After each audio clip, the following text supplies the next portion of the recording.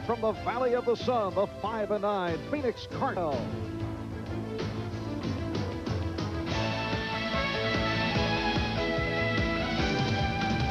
NBC Sports presents the National Football League.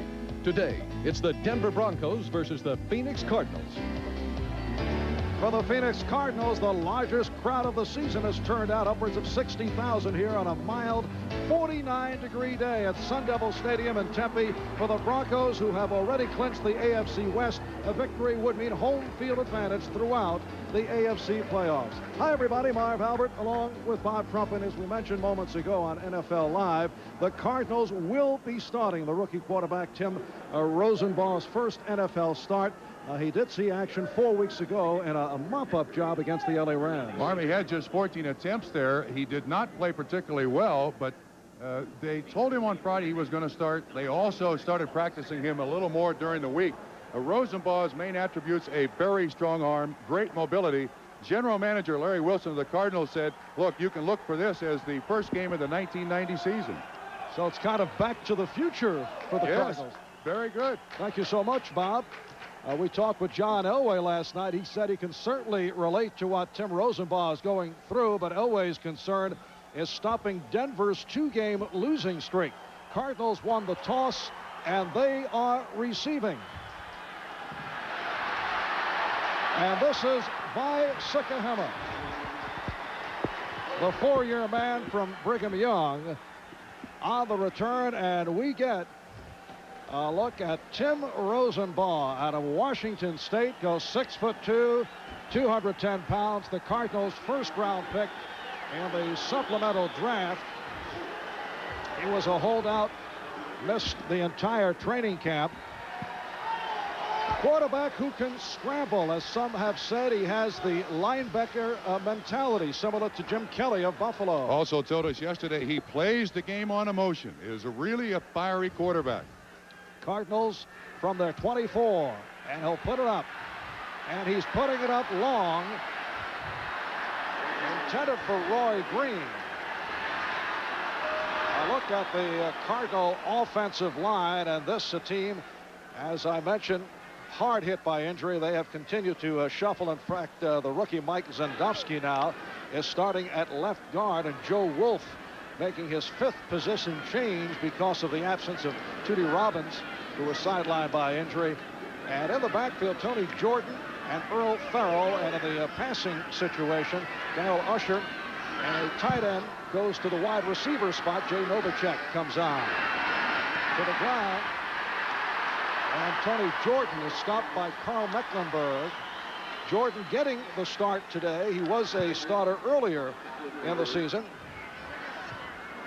And a look at the Denver Broncos defensive alignment, and they have been outstanding, allowing the fewest points in the NFL, led by Mecklenburg, who is having another Pro Bowl season. And in the passing alignment, Scott Curtis, Mark Haynes, Kip Carrington come on. And the Broncos secondary under normal conditions, 3rd down and 11 from the 23.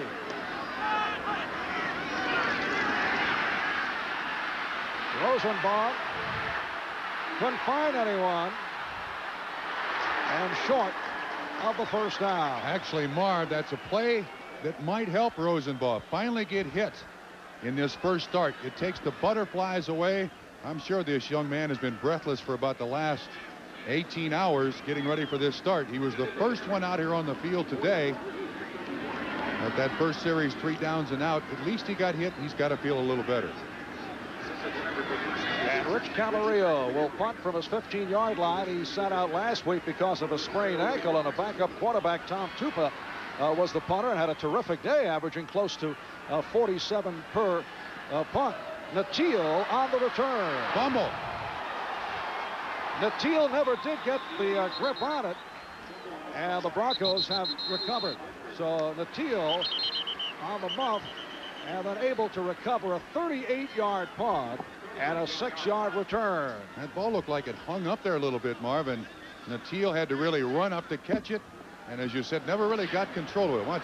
He's trying to make the big play, and he gets it, and then the thing just slips right out of his hand. That's a big break for the Denver Broncos.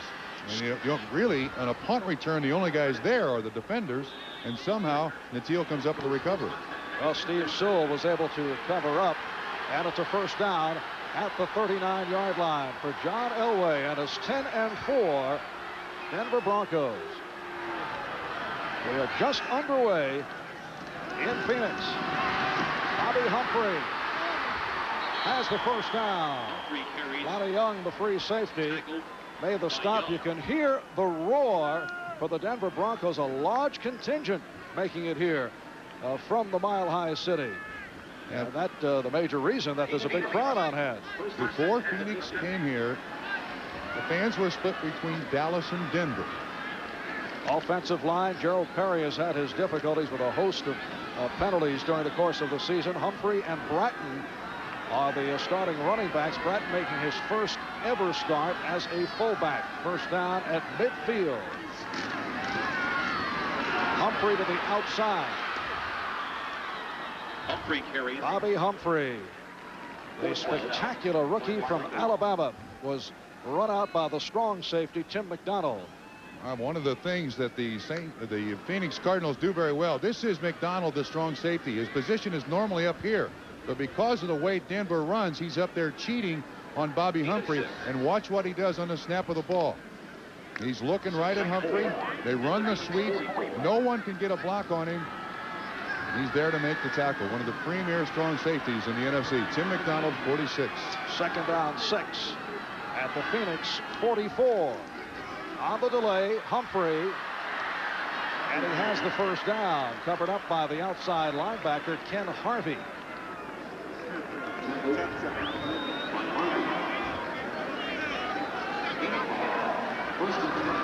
Well, when the Broncos go to the passing situation, Bratton and Kay depart. Natil and Young enter the lineup.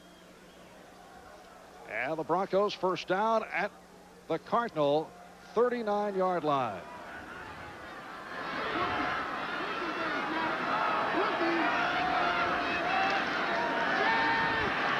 Elway guns it and able to hit the tight end Clarence Kay. And apparently they say he did not have possession. It is ruled incomplete. Anthony Bell on the stop. Ball thrown low by John Elway. And it's very difficult for the receiver to catch that ball when it's down around his ankles. You see it kind of sinks on him a little bit. Never really gets control. This is a Cardinal defense, a 43 defense. Very characteristic of the NFC East. Eagles have a 4-3. Giants use a lot of 4-3. So do the Eagles. Cardinals also. Second and 10 at the Cardinal 39. Elway with the time, and that was picked up on the hop. Incomplete. Michael Young, the intended receiver, and he was covered by Jay Taylor, the extra defensive back. And the Cardinals with Freddie Joe Nunn, Jim Waller, Rod Sadler, David Galloway in that 4-3. Outstanding linebackers, Anthony Bell, Eric Hill, #1 draft pick out of LSU, and Ken Harvey, a second-year player who is having an excellent season. And in the nickel, Taylor and Zordich come on. It's a third down and 10 at the 39. No score. We're early first quarter. Once again, Elway with time and facing pressure, able to shut it and then hit back behind the line by Harvey. Boy, he had a man wide open down the field, too. Mark Jackson was open. Good pressure by the Cardinals front. The Cardinals don't blitz a great deal, but one of the things they have are huge linebackers. Harvey and Bell and Hill are all great big people, so they can stand up there against offensive linemen and get to the pass rush. He was originally flushed, it looked like, by Freddie Joe Nunn, and then the sack. And here's Iran to punt. Sikahema lets the short punt bounce around the 20-yard line. And the Cardinals will take over. 28-yard punt. Good defensive effort by the Cardinals, who played tough against the Raiders, although in a losing effort last week. Don't worry, they're gonna love you. Staying cool, trying to impress. making points when you put to the test for showing what's inside of you, winning their hearts for coming through this sports for you. Here it comes, cold and crisp, clean and refreshing, the one and only taste of the king of beers. This sports for you. You hear the thunder, the call of the road. Moving quick and with purpose. That's the whole idea behind Pontiac's newest Grand Prix. Get on your Pontiac and ride, Pontiac ride. Introducing the first Grand Prix ever with 4 doors. The new Grand Prix Sports Sedan. Feel excitement. Now get 4.8% financing on every new Grand Prix during Pontiac's All Out Excitement Closeout.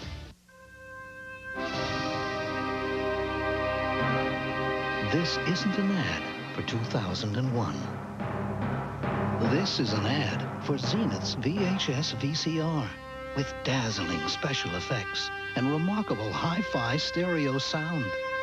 When you have a Zenith VCR, the movies you bring home will take on a whole new dimension. Zenith. Quality.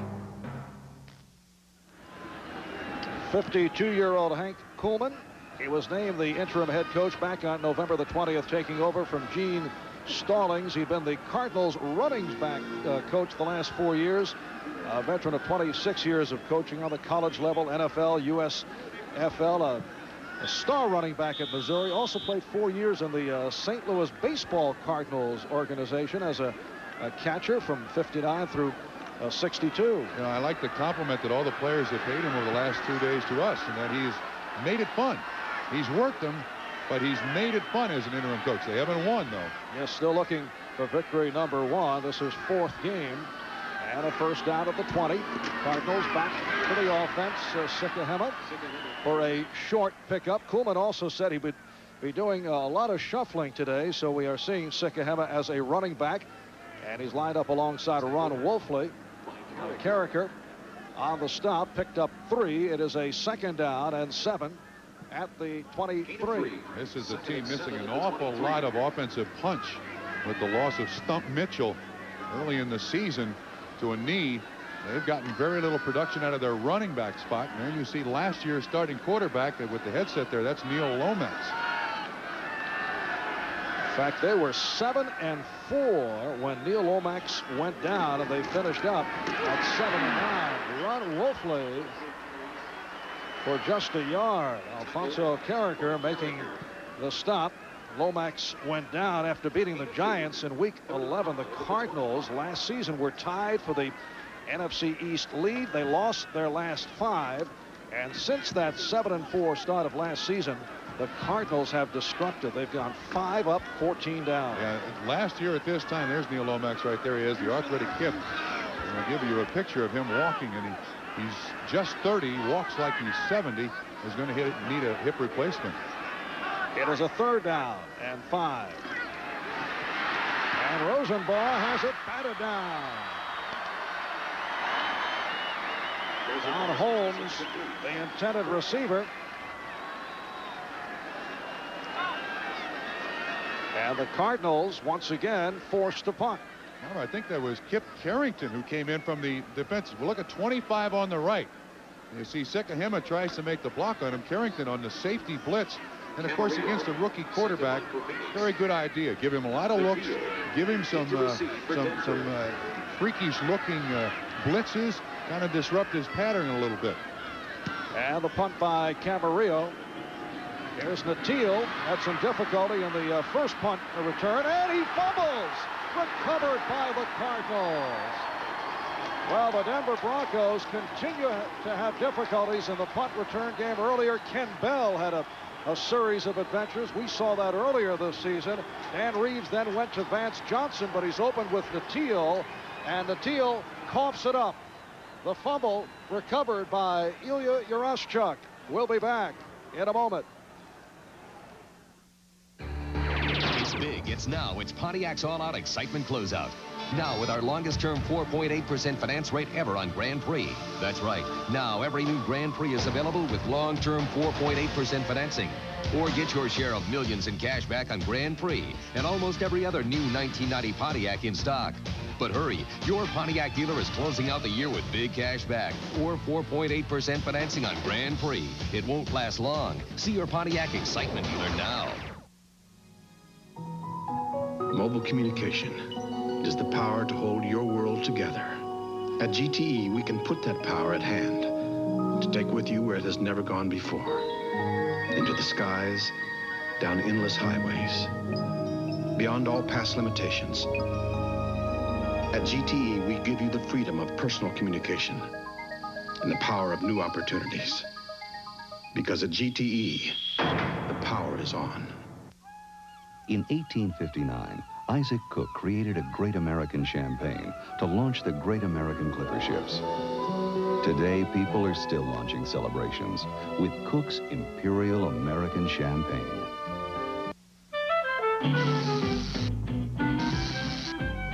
You don't have to be crazy about home projects to buy a Black & Decker cordless screwdriver or Cordless Screwdriver Plus. You just have to have a screw loose. When we left you, here's the punt return by Ricky Natillo. Jordan is the guy from behind that strips the ball away. That's before we left. Coming back, Dale Hamer, the referee, has declared to us today we're going to play without the instant replay because he said the whistle is blown. And Hank Kuhlman went absolutely crazy on the sideline. And Hank Kuhlman and the Cardinals were very upset about some key calls that did not go in favor of the Cardinals and the loss to the LA Raiders a week ago. And Kuhlman is hot right here as Denver is able to maintain possession because of the interpretation that the whistle had blown. So the play dead and no fumble on that cough up by Natillo. Yeah, there is, if you're going to blow the whistle and blow this play dead, in order for this play to be dead, you've got the rule that Ricky Natillo is a quarterback and in the grasp. But I repeat, Dale Hamer is basically telling us we're not going to use the replay today with the inadvertent whistle. Well, we now know that there is a pretty good portion of the crowd, including the Joker, in favor of the Phoenix Cardinals, although a large contingent on hand from Denver. Broncos now first down from the 43 off a big break. Humphrey to the outside. Penalty marker is down. Humphrey run out by the left corner. Cedric Mack. Dan Reeves told us it's holding against Denver, and that unfortunately is to Gerald Perry's side last week. Number 60 the offense, 10-yard penalty, still first down. Well, his name has been called entirely too much for Denver fans thinking in the last several weeks. Well, Reeves made the point to us that left tackle is the hot corner of the offensive line. It is the quarterback's blind side, trying to lend some support for the left tackle, Gerald Perry, a man who was called for 6 penalties earlier this season in one game against Seattle. Here's Perry right here, and they're running the sweep. They catch him kind of hooking his arm on the outside on the line. It takes him down. I don't believe that there's any question about that call whatsoever.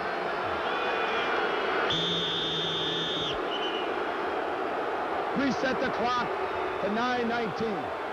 Please reset the clock to 9:19. And as we resume, the Broncos have a 1st and 20 back at the 33. The Denver Broncos, champions of the AFC West for the 4th time in 6 years.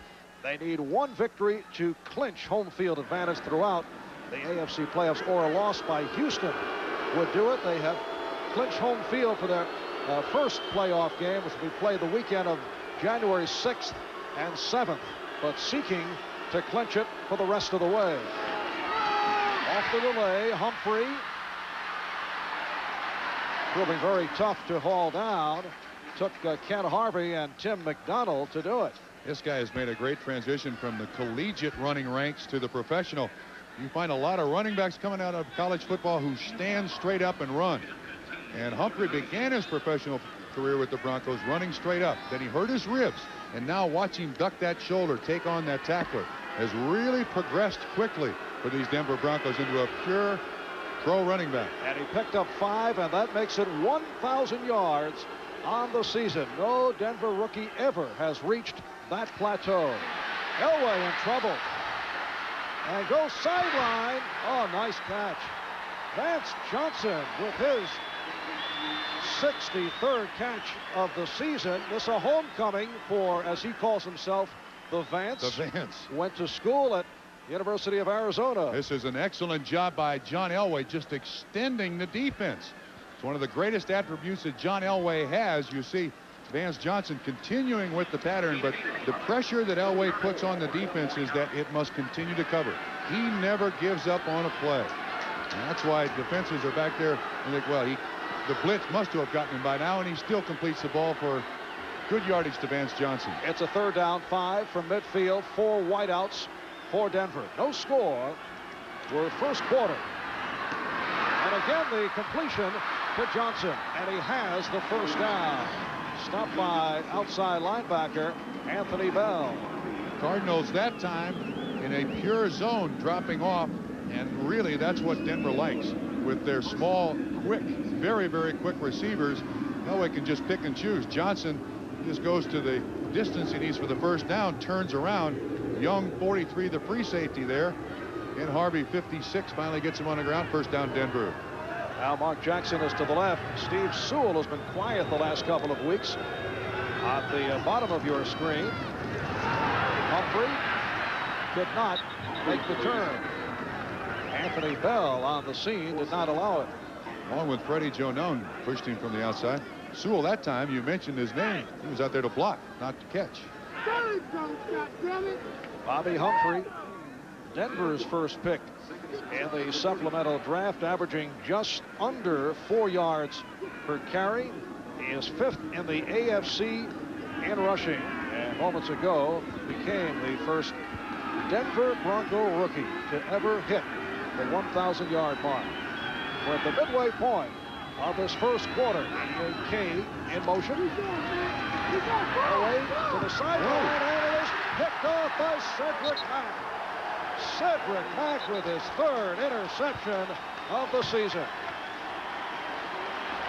And a pass intended for Vance Johnson. That's the 17th interception that John Elway has thrown, and Cedric Mack that time guessed and guessed right. Watch his drop. He reads the quarterback's eyes. He's right there with Johnson to make the break, and he comes up with the interception. Phoenix ball. So the Cardinals take over. They'll have a first down from their 36. It's a Radio Shack Merry Christmas. What'd you get the boys? Radio Shack's radio-controlled cars. A dual-speed White Tiger Turbo with spring suspension to hug the road. A high-speed Golden Arrow off-roader with lightning response to leave them in the dust. And a turbocharged Ferrari that will burn up the racetrack. Bob, you got 3 cars. We only have 2 boys. 2 little boys and 1 big one. Radio-controlled cars from $9.95 to $119.95. Only at Radio Shack, the technology store. You hear the thunder, the call of the road. No time to wonder, you gotta go. It's a driving experience like no other. Pontiac Grand Prix. Get on your Pontiac and ride. Pontiac ride. Once you experience the 1990 Grand Prix, your approach to driving will never be the same. Rebuild excitement. Now get 4.8% financing on every new Grand Prix during Pontiac's All-Out Excitement Closeout.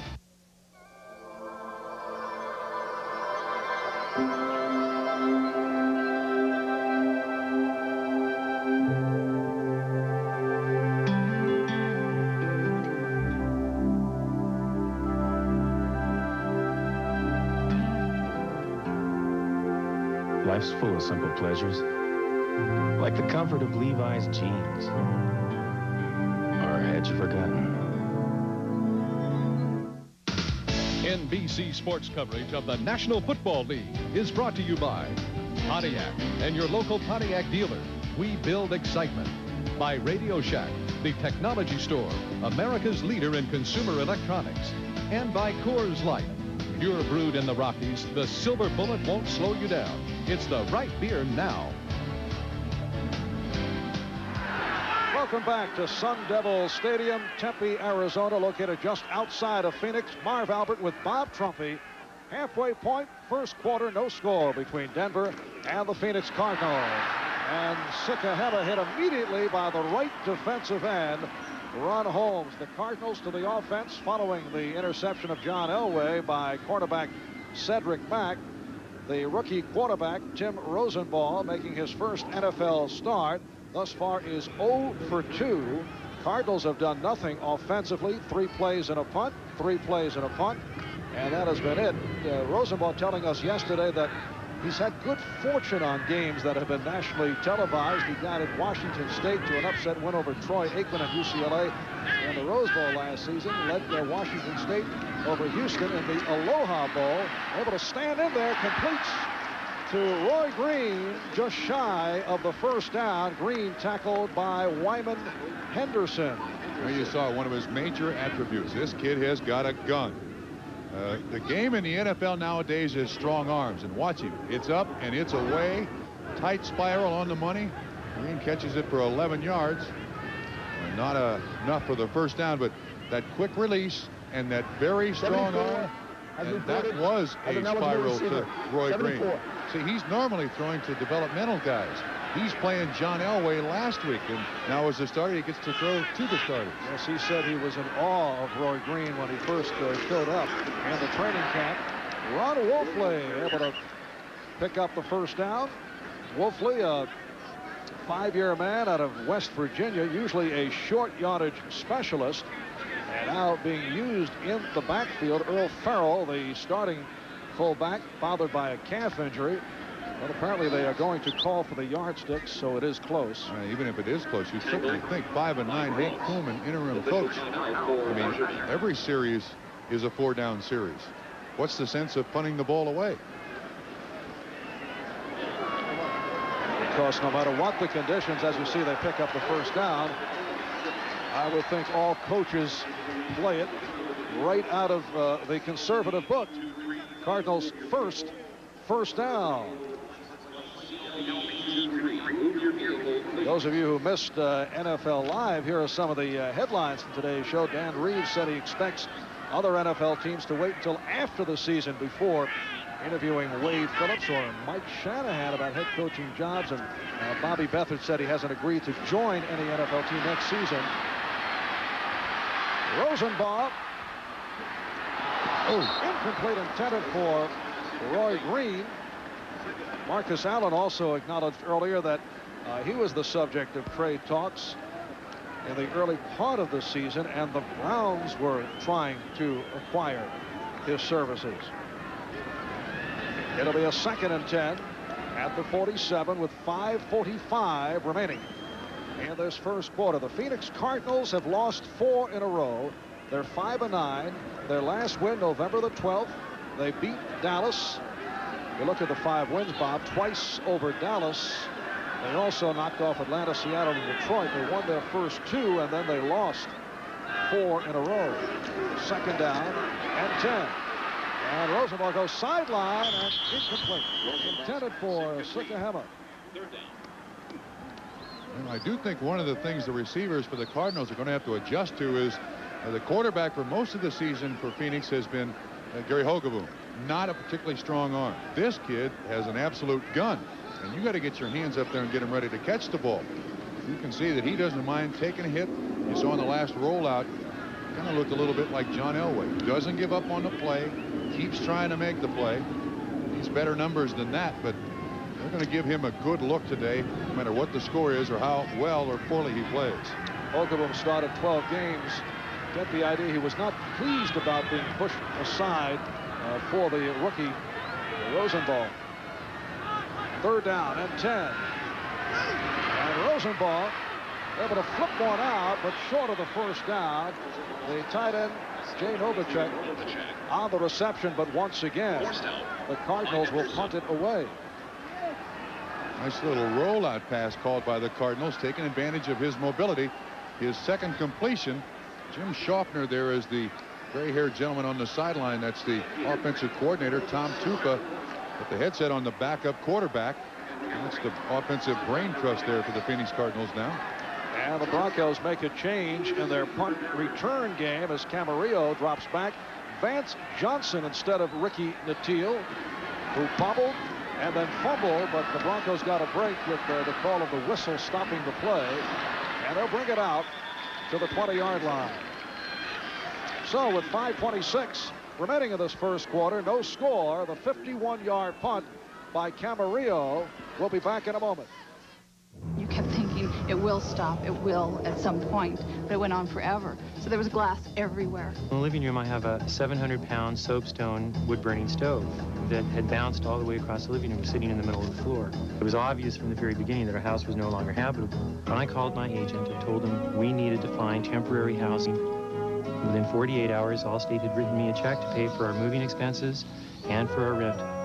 I expected bean pushers, and I got sensitive people instead. If you feel life's more interesting when you make a splash, It's the right beer now. if you feel a great beer starts with great water, It's the right beer now. because you're the kind of person who likes to get to the bottom of things, call for the Silver Bullet, the one that won't slow you down. Coors Light. It's the right beer now. This December, things are really heating up. Heating up at every GM division. Each dealer is out to make December hotter than ever before. Like with the luxury of special monthly terms Cadillac style. Special GMAC Smart Lease terms on luxurious Cadillacs let you travel in the passing lane without leaving your comfort zone. Yes, this December is incredibly hot at every GM division. It's GM's Hot December. Come feel the heat. NBC Sports serves your need to know all week long. Dial 1-900-454-3500 for NBC Scores Plus. 24 hours a day, 7 days a week, anywhere in the USA. Denver Broncos start out from their 20-yard line. 5:26 to go in this first quarter with no score.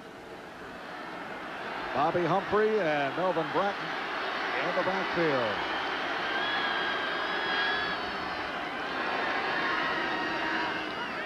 Steve Sewell in motion. Here's Humphrey. Out across the 25. Tripped up by the middle linebacker, Eric Hill. Eric Hill, the man who moved from the outside to the inside when he reported to the Phoenix camp, said he had a bad attitude at first and then realized that it was his best chance to make the club, and he's done very well. He's adjusted very well, as is this gentleman right here, Bobby Humphrey. And Denver's going with the sweep a lot today. Not really going up into that four-man front, but trying to capture the corner. And Humphrey picked up six carries, 36 yards for the rookie out of Alabama. This is Bratton, and he is stacked up. A short advance by Melvin Bratton. Left defensive tackle Rod Sadler combining with Freddie Joe Nunn. And it will be spotted as a 3rd down and 1 at the 29. When you look at the middle of this Denver offense, John Elway told us last night his offensive line is a much better run blocking line than pass protection. This is straight ahead blocking against the four-man front. To see the middle linebacker there, all they're trying to do is shove him out of the way. Bratton picks up very little yardage. Humphrey, and he stopped behind the line on that 3rd and 1 call. David Galloway, the left defensive end, who has been in and out of the lineup because of injuries, is 8th year from Florida, making the stop. Well, I tell you, Denver is playing down to Phoenix. Denver at 10-4, playing down to the 5-9 Phoenix Cardinals. I would certainly expect the Denver Broncos to come out here with a little more steam than they've shown in the first quarter. They do not want it to go to the final game in San Diego next Sunday. They have lost the last 2, losing in the snow to the Giants last week, losing to the Raiders in Los Angeles. Sikahema. It's kind of surprising that he made the catch, and that is hit down around the 20 by Scott Curtis on a 49-yard punt. A look at tomorrow's lineup. It starts with NFL Live, 12:30 Eastern Time, and a host of important games. Houston at Cincinnati, San Diego playing Kansas City, Indianapolis home for Miami, New England and Pittsburgh. And then the later games, Buffalo coming off a week full of turmoil. Yes, like every other week with Buffalo. And it all gets underway with Bob Costas, O.J. Simpson starting 12:30 Eastern Time. First down at the 21-yard line. Mecklenburg's got it. And there goes Mecklenburg into the score. Fumbled from the snap. Now you'll see a Phoenix Cardinal on the replay grab a hold of his leg, but Mecklenburg is up and standing. Wow. Room service, something to ignite the Denver Broncos. He's moving, following motion. Rosenbaugh never gets the snap. He's up off his knee. I believe they're going to count that one. 6 points, Denver, supplied by Carl Mecklenburg. 23-yard run on the fumble return by Mecklenburg, who is on his way to another Pro Bowl appearance. And now David Treadwell for the extra point. Kubiak put it down. And the Broncos with a 7-0 lead. A penalty marker is down. Carl Mecklenburg in his 7th season from the University of Minnesota, the AFC Defensive Player of the Month for November. Well, the call number 43, the defense against the Cardinals on the kickoff. The extra point is good. And they'll tack it on to the kickoff for the Broncos with the 7-0 lead. The center is Derek Kennard right in front of Carl Mecklenburg and 55 Dennison. It's all going to happen right here in the middle of all this, and the ball never gets to the quarterback's hands. Now Denver likes to flop their inside linebackers wherever the strength of the offense is, but Mecklenburg, even though he's a linebacker, shows great leg strength and legs it in for the touchdown. Well, the defense for Denver is just about everything else, done just about everything else you can ask of them this season. And here with Wade Phillips, got to be happy. Well, Carl Mecklenburg told us yesterday that the defensive changes. Offside, number 45 of the defense on the try. 5-yard penalty on the kickoff. Mecklenburg telling us the changes this season under Wade Phillips have helped pull the team together with everyone making plays now instead of being funneled to just a few players, which included himself. Yeah, I like his line that we no longer stop teams with a scheme, we stop them with players. And that's what Wade Phillips has allowed these players to do. Just go out there and play. Cardinals now with 3 men back for the kickoff. Sikahema, Baker, and Usher. And here's Sikahema to the 20. Nice cut. Gets across the 25-yard line by Sikahema, 2-time Pro Bowl man, for his skills as a punt and kickoff return player. Tyrone Braxton made the stop, and the Cardinals now down by the score of 7-0 off that fumble recovery and touchdown by Mecklenburg. Will start out at their 27-yard line. I don't know if there's anything more embarrassing to a center and a quarterback to have something like that happen. Now, all week long, Tim has shared the quarterback duty with Hogaboom and Tupa, but that shouldn't happen. Fumbled snap from center. Now Jordan and Farrell in the backfield. The center is Derek Kennard. It's Farrell getting out to the 30, met by the free safety, the good-looking rookie Steve Atwater. Good looking. This kid is a player. Interesting note, he is the same size as Jack Lambert, who started at middle linebacker for the Steel Curtain defense of the Pittsburgh Steelers and won 4 Super Bowls. 6'3½", 215, 16, 17 pounds, and he plays free safety, but he plays it like a middle linebacker. Denver's #1 draft pick. Some of the late workouts pushed him up in the draft. Rookie from Arkansas, Steve Atwater. Good hole for Farrell. Short of the first down, it is Mecklenburg on the stop. Carl Mecklenburg is the leading tackler on the Broncos, followed by Atwater. He was the AFC's Defensive Player of the Month for the month of November. You can see him taking on the rookie offensive tackle Wolf, just standing him straight up. This guy can do everything. I mean, he basically is the size of a defensive line. And now Wade Phillips has given him very specific duty so he can go out there with individual talent and make the plays, and he has. It's a 3rd and 1 at the 36. A minute 40 remaining. First quarter, Denver 7, Phoenix nothing. Rosenball. Sikahema. Wide open. Oh. Overthrown. Trap pass. Hank Coleman was telling us yesterday, look out for the trap pass on 3rd down and short. It was there, and he just overthrows him. Well, watch the offensive line. They take the trap up the middle. Sikahema gets behind the linebackers. Munford, 51, is the man in coverage. If Rosenball can get that ball to him, he's gone for a score. Coleman pulled that one out of the pages of his USFL playbook. Tell him about a successful trap pass pulled off while with Birmingham. Here's Camarillo. And Vance Johnson says fair catch back at his 24-yard line. So with a minute and 23 to go in this first quarter, Denver with a 7-0 lead on the Phoenix Cardinals. 42-yard punt by Camarillo, who leads the NFL in punting. And Rosenball chatting on the sideline with Neil Lomax. And he's the quarterback that this team was built around until the injury to his hip. And there is no question he got hurt playing football. Has 2 years left in a very hefty contract. And he thinks he's going to come back and play somehow. First down for the 24. Elway has it rejected.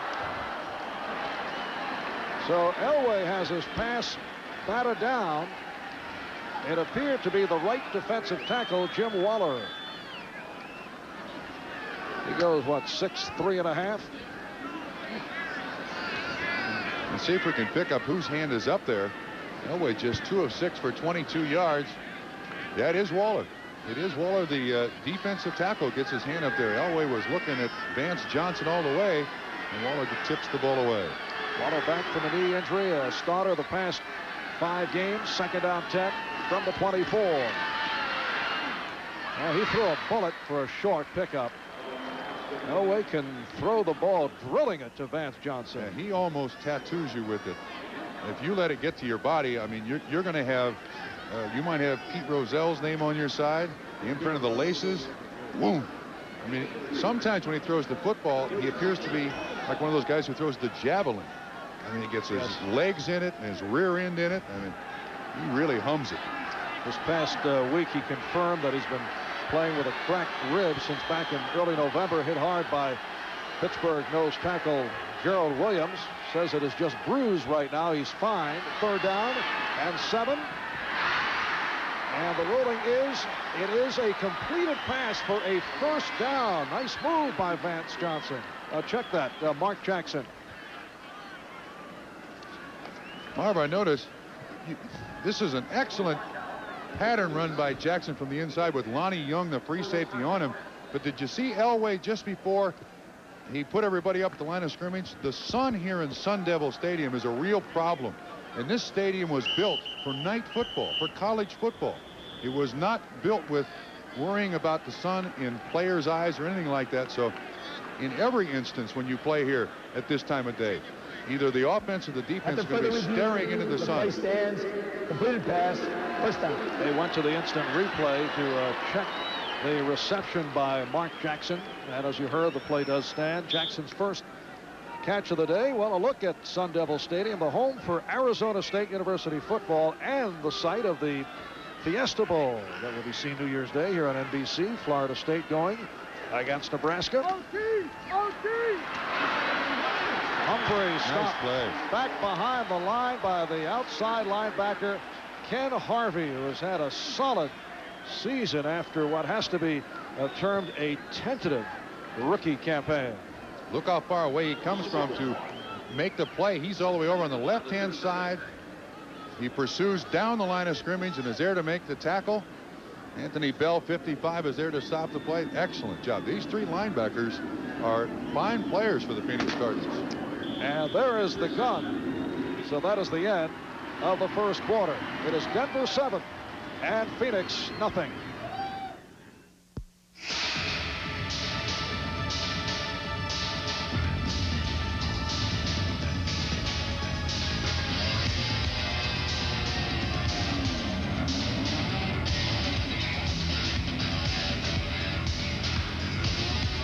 In the most volatile arena of automotive competition, to compromise is to finish second.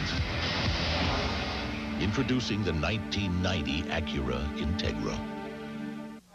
Heineken. Amstel Light. This so is much it. better than other It's a light great beers. imported beer. A delicious European nothing compares taste, to the a smoothness, refreshing, the richness, or the character distinctive of a flavor Heineken. that cuts through Its your quality thirst. comes through. There's a uniqueness to it. Heineken is America's #1 selling imported beer. Amstel Light is America's #1 selling imported light beer. Why? Just ask the people who drink them. In my opinion, Amstel Light is the best beer there is. I could go on and on can't say enough about it. It's a light No beer matter that how many quenches beers your thirst. Morning, folks. This is Captain Neely. Appears we've got the friendly skies all to ourselves. While most people are just getting up, one airline is off to over 200 business centers across the U.S. United. Thanks for flying the friendly skies. Whenever I used to watch TV, my brother Tom would always flip me out. Then we got this Magnavox smart window TV that lets Tommy flip through all the channels. And I could keep watching what I want to. Now I can see what I've been missing, and that's quite a lot. A classic Christmas ballet comes to the ice with America's sweetheart, Dorothy Hamill. It's a holiday special for the entire family. NutraSweet presents Dorothy Hamill in the Nutcracker on Ice. Next Saturday on NBC Sports World. Happy holidays, everyone. Watch the pursuit angle. Here's the runner, and here's the linebacker right here. Now watch how Ken Harvey goes through all of the traffic on the offensive line to get there to make the stop from behind the line of scrimmage. Well, you don't teach this. You have this naturally, or you never get it, Marv. And as we open up the second quarter, Broncos 2nd and 12 from the 35. They lead the Cardinals by the score of 7-0. Elway throwing deep, collision back at the 40-yard line, but no penalty flags are down. Vance Johnson involved with a free safety, Lonnie Young, and Johnson is upset, looking for an interference call. We got it isolated, and it's incidental contact, is it? You see, Young is waiting on it. Oh, flag should have been thrown. Flag should have been thrown. Stop the pattern a third of the way into it. No flag. So it's 3rd and 12. Lonnie Young got away with one there. 3rd down 12 at the 35. And Elway with the deep drop with the time and has a man wide open. It's Nateel for a long gainer inside. Fumble. 25. He did fumble it. And the call is that it will be Denver ball on a 46-yard reception. Marcus Turner, the extra defensive back, when he got to Nateel, he just knocked it straight out of his arms. And what the officials, I believe, are ruling, watch Nateel at the end of this play. Great time for John Elway to find him. This is an excellent catch by Nateel. Now watch the tackle. The right arm. Turner comes up, knocks it right out of his hands. Went out of bounds. It is still Denver's ball. See if we can pick up Lonnie. Tim McDonald. Whoa. Oh, where's the ball? Where the ball is loose.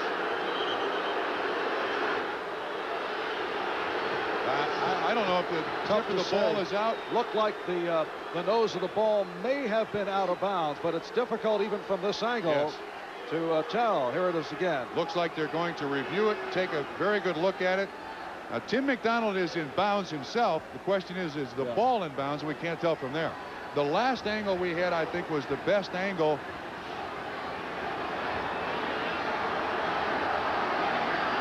But it's hard to tell if the point of the ball is out of bounds, and the ball can be out of bounds and brought back in. It's not the same as the goal line. It has to be touching the out of bounds in order for it to be out of bounds, just like the player. But I don't think because we have any better angle, I believe the play is going to stand there as a completed pass, a fumble, but fumbled out of bounds. A very nice balancing act by the strong safety Tim McDonald, but it appeared that the nose of the ball was across the end line. But again, Marv, that is not the goal line, so the rule is not the same. There's not a plane on that sideline. The ball has to touch the out of bounds to be out of bounds. The play stands. First up. So the play does stand. The replay official is Jack Fetty. Now what I'm saying is that it appeared that it did, at least from my naked eye, that it did touch the out of bounds area. If it does, then it's out of bounds. No question about it. That is what the replay official felt. So the crowd reacts as Denver now first down from the 21-yard line is stopped for a loss on the play as the outside linebackers Harvey and Bell have the clamps on Humphrey. Well, so far the fans here in Sun Devil Stadium been treated to two very controversial calls, both against Phoenix. So second down, 14, back at the 25-yard line.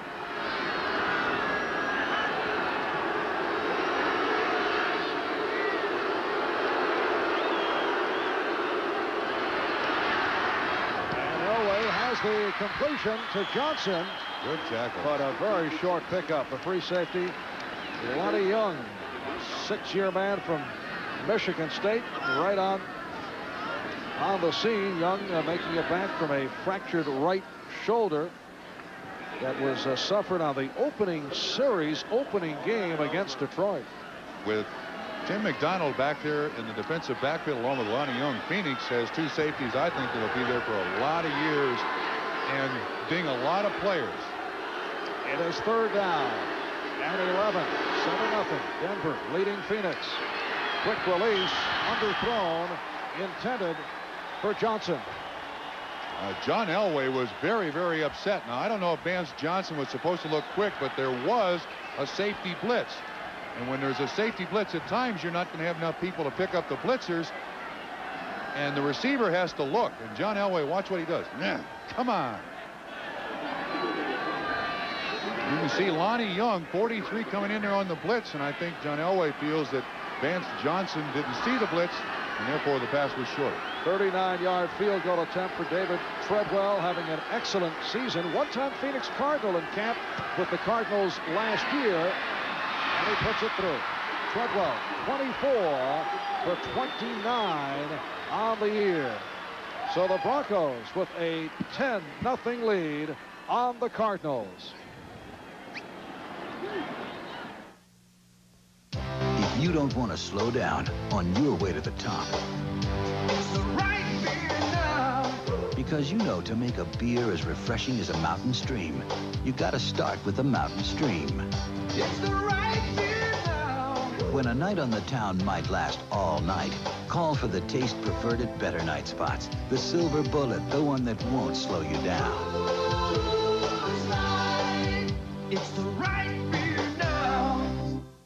They predicted a gloomy year for everyone. But they didn't count on Mazda, with cars and trucks engineered to feel just right.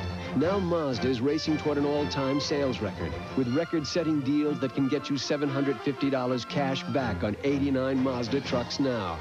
So come get a record-setting deal at the Mazda Race to the Record. At your local Mazda dealer now. So Dad had to leave all of a sudden for this big party in Paris. But I made sure he didn't miss anything back here. Facts in the article about your baseball game, your dad? Sure am. Billy, great news on the game. I'm really proud of you. This is Tim Harris. I'm standing at the Plaza. I just saw you on TV. What'd you think? I think I'm an assistant about 4'3". AT&T Long Distance. No one else gives you this remarkable power to manage your world. No one. Thank you for using AT&T. Come home to the best in college football and an East-West showdown. The Freedom Bowl pits 1990 Heisman hopeful Emmitt Smith and the Gators of Florida against the Pac-10 runner-up Washington Huskies. The Freedom Bowl, December 30th, only on NBC Sports. And the kickoff by Treadwell took a high hop, and Sikahema will play it in the end zone. A Cardinal player is down. He's hurt. And also have a flag. Penalty marker also thrown. That's Michael Zordich shaken out, number 38. The flag is thrown back at the spot where the Denver Broncos kicked off. So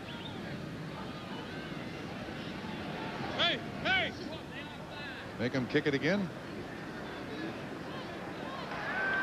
Offside. Number 58 of the kicking team. The penalty is accepted. 5 yards. Free kick.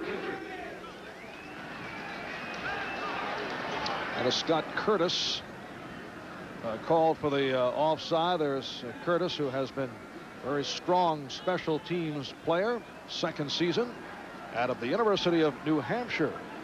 And Treadwell will kick it again. Rich Carlos was the Denver kicker last season, and Treadwell beat him out.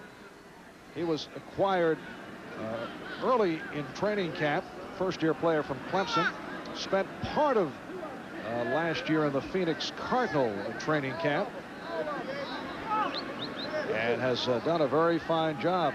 A couple of game-winning field goals, successful on his first 11 field goal attempts before missing a 54-yarder against the San Diego Chargers. This field is beginning to look like the schoolyard here. Began a beautifully painted green and is now suddenly becoming brown. Arizona State had 8 home games this year in Sun Devil Stadium and really tore it up.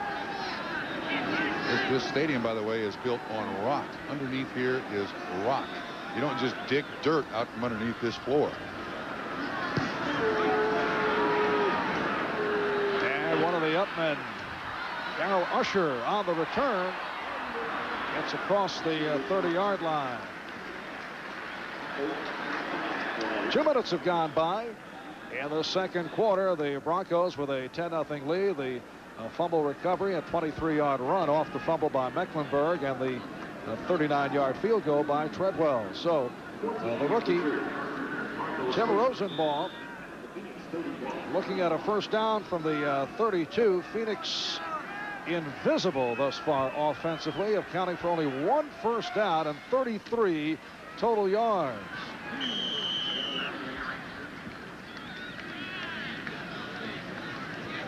And Rosenbaum thus far is 2 for 7 for 14 yards. Farrell, the ball carrier. That's one of the problems that Phoenix has really had without a consistent running game. Stump Mitchell hurt out for the season. Had to rely on their fullbacks and not really been able to get it done. You also see Rosenbaum staring right into that sun. Now it's tough to find receivers when you got that sun right in your eye. It is a 2nd down and 8 at the 33. Off the roll. Rosenbaum did not fool anyone. Ron Holmes making it 9 sacks the last 9 games. He had a receiver open too. Sikahema ran the pattern out of the backfield, but Holmes was there to get him before he could even get the ball up to try to make the attempt. See Sikahema on the left? Now watch him. He'll be open just above the left corner of the screen. Rosenbaum just can't get it up and throw it. As a matter of fact, that ball appears to pop loose, but they call him in the grass.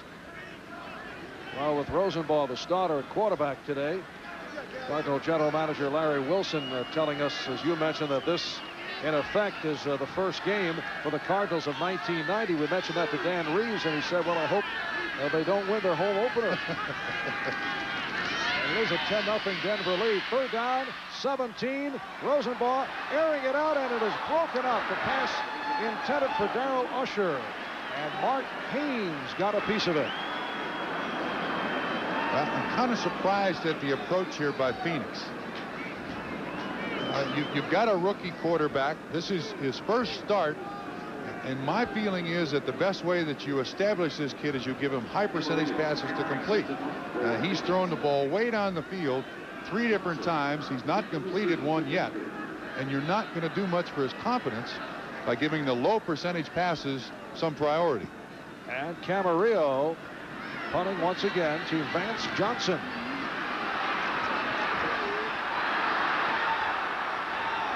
Nice moves by Johnson, but he could not get outside. A 44-yard punt and a 6-yard return. Timeout taken. Back in a moment. They predicted a gloomy year for everyone. But they didn't count on Mazda, with cars and trucks engineered to feel just right. Now Mazda is racing toward an all-time sales record, with record-setting deals that can save you up to $1,000 now. So come get a record-setting deal at the Mazda Race to the Record. At your local Mazda dealer now. Imagine a world beneath the sea with an enchanted McDonald's of pure fantasy, where the Little Mermaid's friend Sebastian and Flounder the fish come to life to grant your holiday wish. Buy a $5 book of McDonald's gift certificates and get a free plush ornament, either Flounder or Sebastian. I always knew I'd be famous. From the all-new Disney animated feature, The Little Mermaid, now in theaters everywhere. So come to McDonald's, hurry along. Like a true fantasy, it's here then, it's good. Your holiday place, McDonald's. Hey, party people! I got some more party time tips for you from Extra Gold Draft. First, never party with anything less than a full tilt taste of Extra Gold. This is some serious beer. Another tip, the next time your buddy sets you up with a blind date, try not to look too surprised the first time you see her. Betty, right? I'm Tom.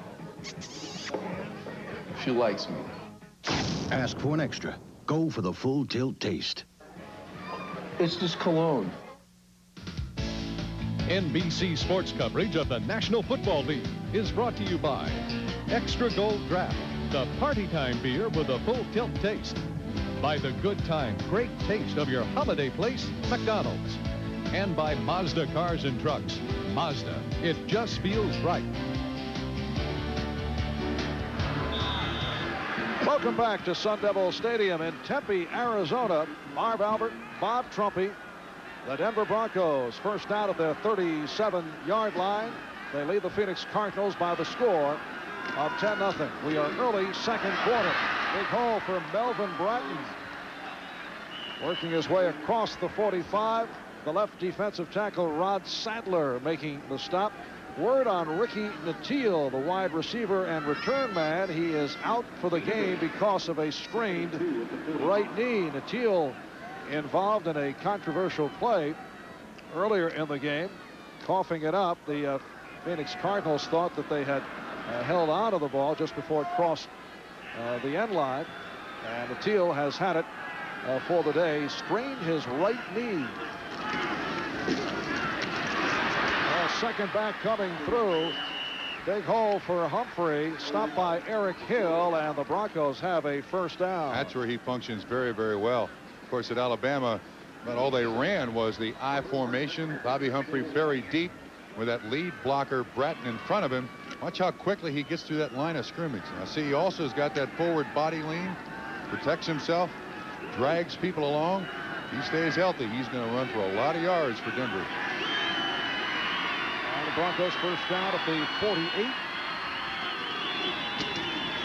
Bratton picking his way inside the 45. The left defensive end, David Galloway, making the stop.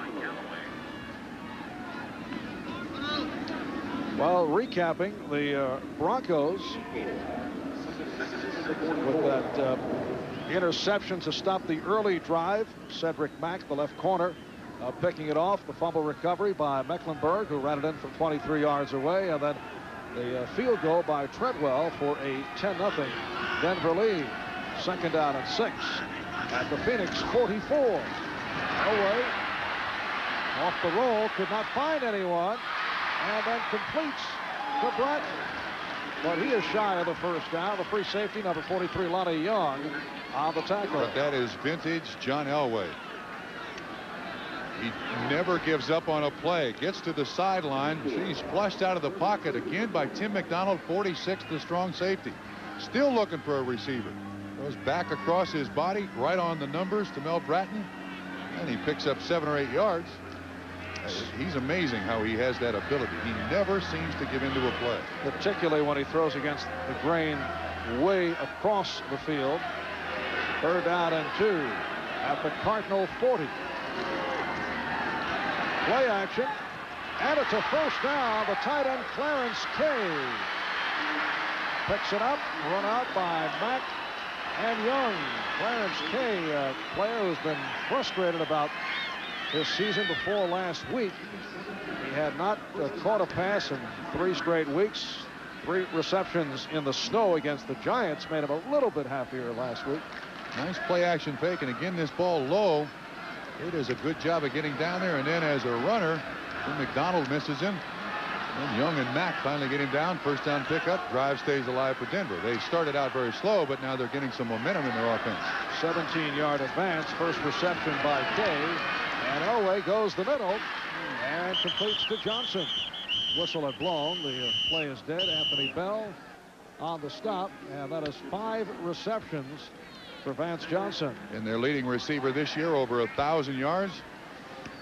John Elway this season, and the Denver Broncos have a 1,000-yard receiver in Vance Johnson, 1,000-yard rusher in Bobby Humphrey, something they did not have in their trips to the Super Bowl in '86 and '87. Vance Johnson, a star running back at the University of Arizona in Tucson, making the transition to the wide receiver position in the NFL. He's so fast, it's scary, too. 2nd down 8 from the 21. Humphrey. Change of direction, beautiful cut, and it will be a 1st and goal for the Broncos. Well, he does an outstanding job of setting up the block of the guard Waddell. He absolutely makes all the yards here by himself. Now you'll watch the guard pull out in front of him, 67. Now watch what he does to Ken Harvey. Stops him, gives Waddell a chance to hit him, and then Waddell ends up getting Young and Harvey. That's all on Bobby Humphrey. He did that all himself. Used the blocker perfectly. He went 18. 1st and goal down at the 3. Sewell. Oh, that completely fooled the Cardinals. But a penalty marker is down. I think they're going to call Clarence Kay on a crackback block. Even when Sewell was in the end zone, the Cardinals did not realize that he had the ball. They're calling the right guard, Waddell, on a trip. Triple foul, tripping, number 67 in the offense. 10-yard penalties, still 1st down. And that is the right guard, Doug Waddell. This is a beautifully executed play. Here's the guy they call it on. Now he pulls out ahead of Steve Sewell. And you see Waddell right at the edge of your screen. He's out there. Whoa, wait a minute. That's a trip. You can't leg whip people down, but it appeared that the offensive guard already had the guy on going down, that his leg just fell over because of his own weight. Wow. And it sets it back to a 1st and goal at the 13. 8th play of the drive. Humphrey. This time could not get inside, had a notion to cut in earlier, but Hill and Bell stayed right with him. Excellent pursuit by all the Phoenix Cardinals, and this time the guard, Bobby Humphrey, just the numbers were in the favor of the Phoenix Cardinals. 58 is Eric Hill, Cardinals #1 draft pick out of LSU. Lost a yard on the play. 2nd and goal, back at the 14 with just under 6 minutes to go in this 1st half. And you see Denver without Natil going with 3 wide receivers, and Kay, the tight end, is standing up as the 4th. Elway has Sewell. Touchdown. Steve Sewell soaring over. Ken Harvey, the linebacker, was the man in coverage. A 14-yard catch. I said Clarence Kay was in the ball game. Actually, it was Orson Mobley as the 4th wide receiver. And Sewell, you see him as the back right there in front of Elway, and Elway locks onto him. And then the high jump, the old scissors play, and he's in the end zone twice. 1 counts. 14-yard touchdown pass play. 3rd touchdown of the season for Sewell. And Treadwell, as Kubiak was able to handle that high snap, put it through. So John Elway now 10 for 16, 119 yards. Steve Sewell, a quiet man, in recent weeks, able to go over for the score. They predicted a gloomy year for everyone. But they didn't count on Mazda, with cars and trucks engineered to feel just right. Now Mazda is racing toward an all-time sales record, with record-setting deals that can get you $750 cash back on 89 Mazda trucks now. So come get a record-setting deal at the Mazda Race to the Record. At your local Mazda dealer now. It's a Radio Shack Merry Christmas. This Christmas, we gave our family a new Radio Shack compact disc player. It has a wireless remote and is sale priced at $159.95. We saved $70. And for Tony's gift, we got Radio Shack's portable CD player and saved $60. Headphones make it perfect for his dorm. Or he uses a car adapter. Because Tony has a habit of dropping in. CD players at sale prices that are real music to your ears. Only at Radio Shack, the technology store.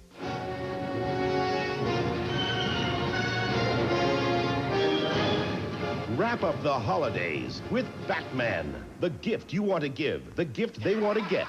Batman on video cassette, specially priced at stores everywhere.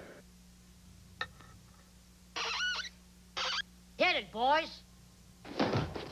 Isn't there someone you know who could use a skill twist this Christmas? The skill twist. The practical gift for practically anybody. The Oilers. The Bengals. A rumble in the jungle. Then Kelly and Montana. Two top guns. Two NFL powerhouses. Sunday. As the Broncos prepare to kick off just a moment ago, Gary Hogeboom warming up on the sideline. It could be a quick thumb for the rookie Tim Rosenthal. What's your feeling about that? I don't like it. He only gets a quarter and a half. I don't like it a bit. Returned by Sikahema. And yes, that's it for Rosenthal. And Gary Hogeboom. I don't like this. Will come on. I don't like this. He's your first-round draft choice. He's your quarterback of the future. You got to give him more than a quarter and a half.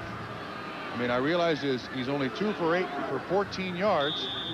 But, I mean, at 5 and 9, you got to give him more of a chance than that. Hank Kuhlman, the head coach, makes the choice. Hogeboom is back in the ball game, and I think the fans have just recognized it. Well, could that be Hank Kuhlman desperately seeking a win in the NFL? But he's sure. But still, I think the future of this quarterback is with Rosenthal. However, Hogeboom completes to the tight end Robert Awald, stopped by Mark Mumford. So the Cardinals back to the offense, and the stats on Rosenthal: 2 completions, 2 out of 8, 14 yards. That's it. He certainly had his difficulties, but obviously a very difficult situation against the #1 defensive unit in the NFL. And Mom's here, too, from Pullman Wharf. Rosie made the trip. Could you feel any worse? 2nd down 5 at the 32. 5 minutes left. Just under 5 left, first half. Hogeboom snowed under. Second sack for the Broncos. Warren Powers and Greg Cragen appeared to be involved. 43rd sack of the season for this Denver defense. And you can see they basically just overpower the offensive line. Joe Wolf got over man. He's number 68. He was the man on Holmes. And also Lance Smith was basically run over. And there's Powers, man with very long arms, 39-inch sleeve length. A Denver second pick on the second round out of Maryland. 3rd down and 13 from the 24. Broncos 17, Cardinals nothing. Hogeboom running out of the pocket and nearly picked off. Mark Haynes finally got it, but he was out of bounds. Randy Robbins had it right in his hands. Ball was intended for Darrell Usher. Going to happen all to the right as Hogeboom is flush from the pocket. Bronco first. Through his hands. Usher doesn't get it. Finally, Haynes does, but the second foot comes down out of bounds. It brings up 4th down. Randy Robbins, number 48, replacing the injured Dennis Smith, sitting it out today. 6th punt of the day for the busy Rich Camarillo. And Vance Johnson is back. Camarillo from his 10. Johnson from the 31. Good coverage by the Cardinals, led by Ron Wolfley, who's been outstanding on special teams. 45-yard punt and a 3-yard return. NFL Live at halftime. Bob Costas, O.J. Simpson running down scores and highlights and taking a close-up look at the oldest and youngest centers in the NFL. Mike Webster of Kansas City, 21-year-old Courtney Hall, a rookie for the San Diego Chargers. It is a first down at the 35 with 4:05 to go. In this first half, Humphrey following blockers. Humphrey carries. Oh, Bobby Humphrey having an excellent first half, run out by Anthony Bell, 58 yards, 13 carries for Humphrey. He would have gone over 1,000 yards last week if there hadn't been all the holding calls against his offensive lineman. He had a 50-yard run called back. Gerald Perry called on the infraction. A reminder to our viewers that we'll be selecting the Budweiser Most Valuable Player for today's game at the conclusion of the game. It is a 2nd and 6 from the 39. Denver looking to clinch home field advantage for the entire playoffs. Humphrey battling his way just short of the first down. Galloway and Hill have the reps around Humphrey and make the stop. Denver comes in at 10 and 4. They are already champions of the AFC West. They need one win to clinch home field advantage, or a loss by Houston would do it. They have clinched home field for their first playoff game. That'll be played the weekend of January 6th and 7th. 3rd down and 1. And the first down is picked up on the sneak by Elway. Now this one is getting out of hand in a hurry here. One of the things that the Cardinal folks kept telling us over the last couple of days is that the team had not quit, the players had not quit, and the coaches had really inspired the team to play and play very well. Last week against the Raiders, they were in it to the last snap. Yeah, they kept making the point they play hard. Not to say they have not played hard here in the first half, but they're trailing badly, 17-0. Humphrey again prevented from making the turn by Bell and Hill. Well, when they go in at halftime trailing 17-0 at least in the second to last game of the season, and Rosenbaugh gets a grand total of a quarter and a half's worth of play in this game, there's going to be some long faces in that Cardinal locker room if there haven't been before now. It's also the question as to who made the decision to play Rosenbaugh. The front office certainly has the right to do what they would like, and apparently they wanted to take a long look at a guy they've invested a lot of money in. It is completed to the tight end Clarence Kay. Although, Marv, I must tell you, in my estimation now, with Larry Wilson as the general manager of the Cardinals, I do believe that he's now the man making the decisions, and he allowed Hank Koeman and the coaching staff to make the decision, and Rosenbaugh was chosen as the starter yesterday morning, and I think he hoped that it would go more than a quarter and a half. First down at the 39-yard line as Elway fires deep downfield, and it is intercepted. Cedric Mack with his second interception of this first half, the pass intended for Mark Jackson. That's 18 interceptions on the season for John Elway. Mack stays with the coverage. Jackson, tremendous speed, but he just plays the ball perfectly, catches it. Elway now 11 of 18, 130 yards, 1 touchdown, 2 interceptions. And for Mack, his 4th interception of the season. So with 2 minutes 7 seconds left in this first half, the Cardinals will take over. 17-0. The Broncos on top. It's been a season of turmoil for the Cardinals. Host of injuries, losing record. The firing of head coach Gene Stallings and fan apathy leading to the small crowds and criticism of Cardinal owner Bill Bidwell that was certainly dealt with on NFL Live earlier today. Hogaboom on the swing for Sikahema. The Cardinals still only have 1 first down with 2 minutes to go in the first half. 1 first down. And a timeout taken as we come up to 2 minutes remaining in this first half. Working to be the best they can be. Teammates, sponsored by the U.S. Army. Throughout the 80s, the Cardinals' offensive line has sprung outstanding running backs. The great Otis Anderson, number 32, was backed up by gutsy Stump Mitchell, number 30.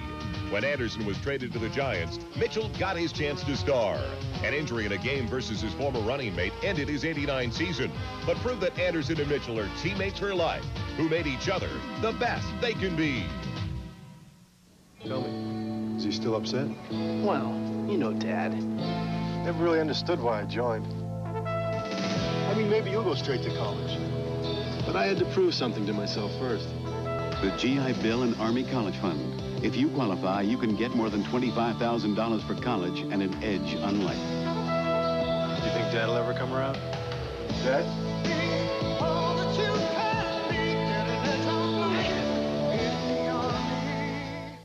I like wheeling and dealing and a penthouse view, dressing for success and knowing who's who.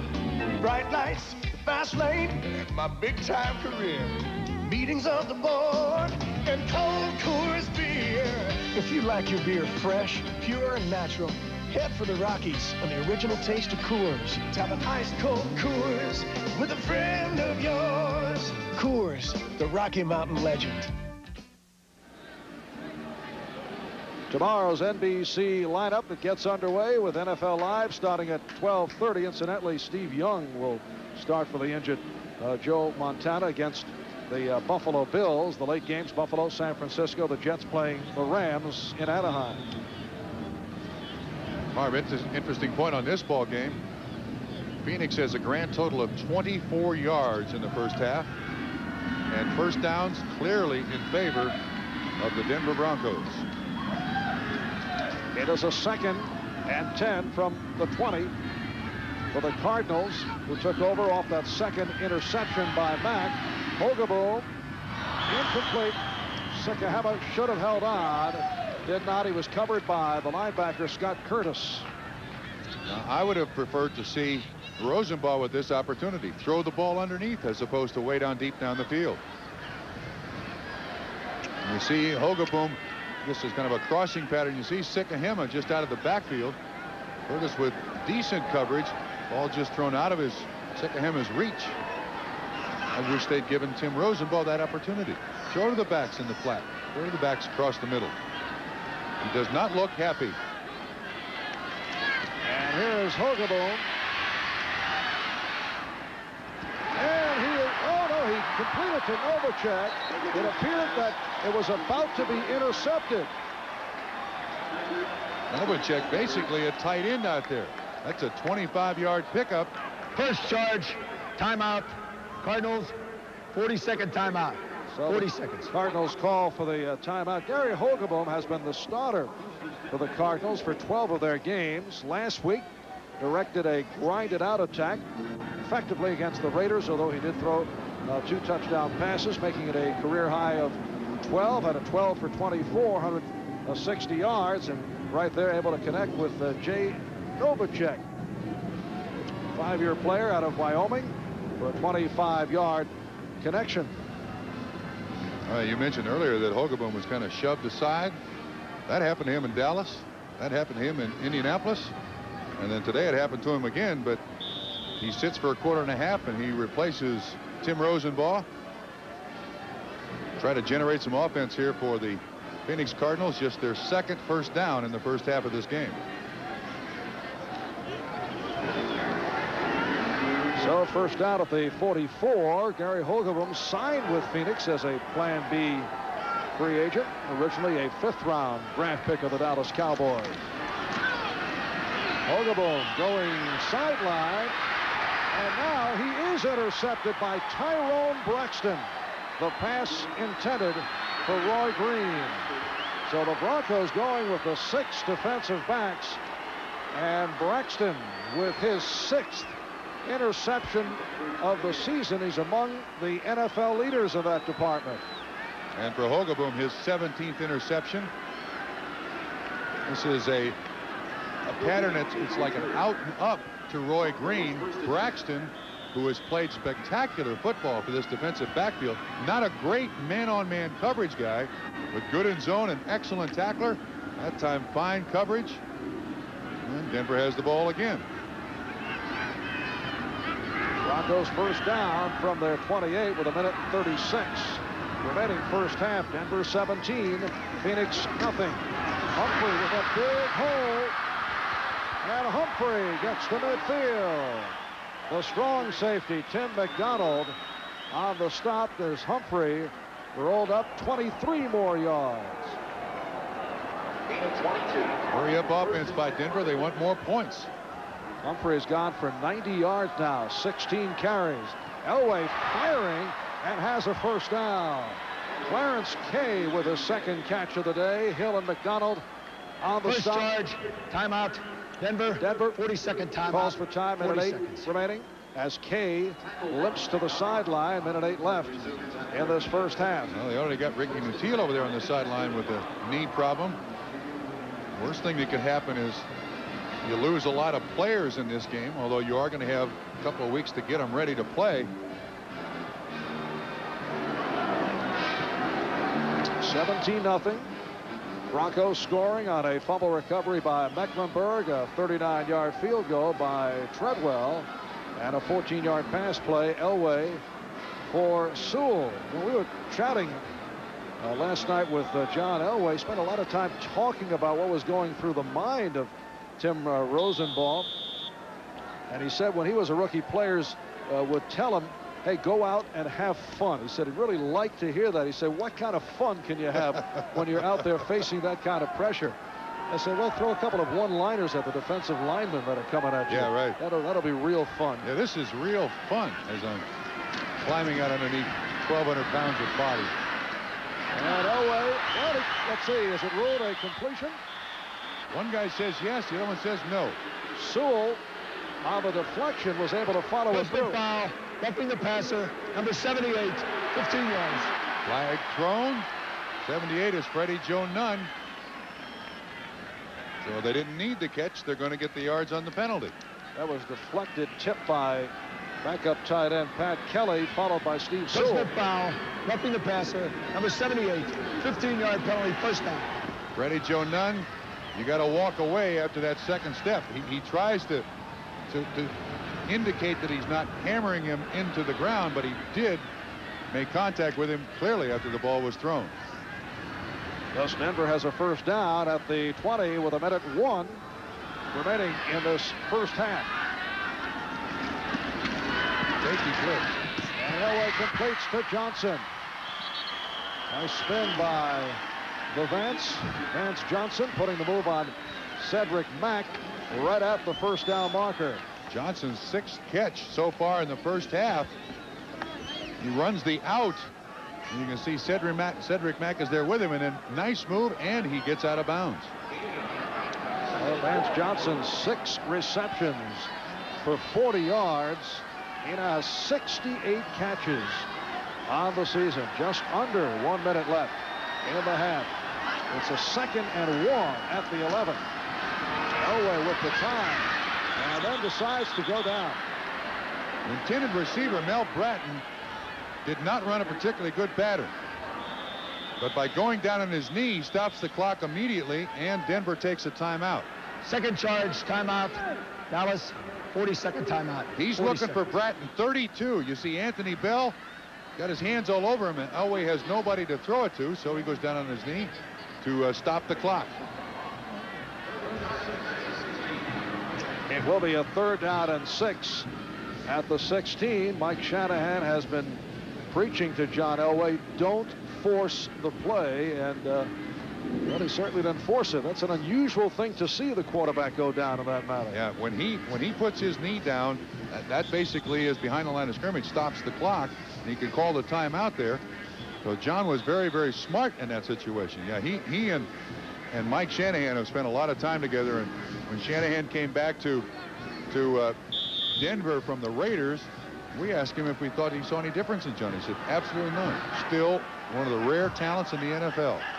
And the reports circulating concerning Mike Shanahan, who appears to be headed for the University of Kentucky, but said there'll be nothing more about that until after the game. Elway goes incomplete. Well, Mobley was totally uncovered. Again, a safety blitz. The Cardinals coming with that a lot. And Mobley was out there all by himself. So it is a 4th down and 6, and David Treadwell will come on. That time Harvey in there, and he knew he had an open receiver, but just couldn't quite get it to him. This will be a 33-yard attempt for Treadwell, who earlier hit from 38. He is 24 for 29 on the season. So the Denver Broncos extend to a 20-0 lead on the Phoenix Cardinals. David Treadwell, who says that visualization is a big part of his game. Before Treadwell kicks, he visualizes the ball splitting the uprights, and he sees the 3 points going up on the board. I know you're a great believer in visualization. Oh, yes. I try that all the time. Very nice. That always seems to work. Visualization, yeah, when you make them. But when you don't make them, it's the holder, it's the weather, it's the sun, it's the ground. Well, on that very subject, Bob, this telecast is presented by authority of the National Football League. It is intended for the private use of our audience.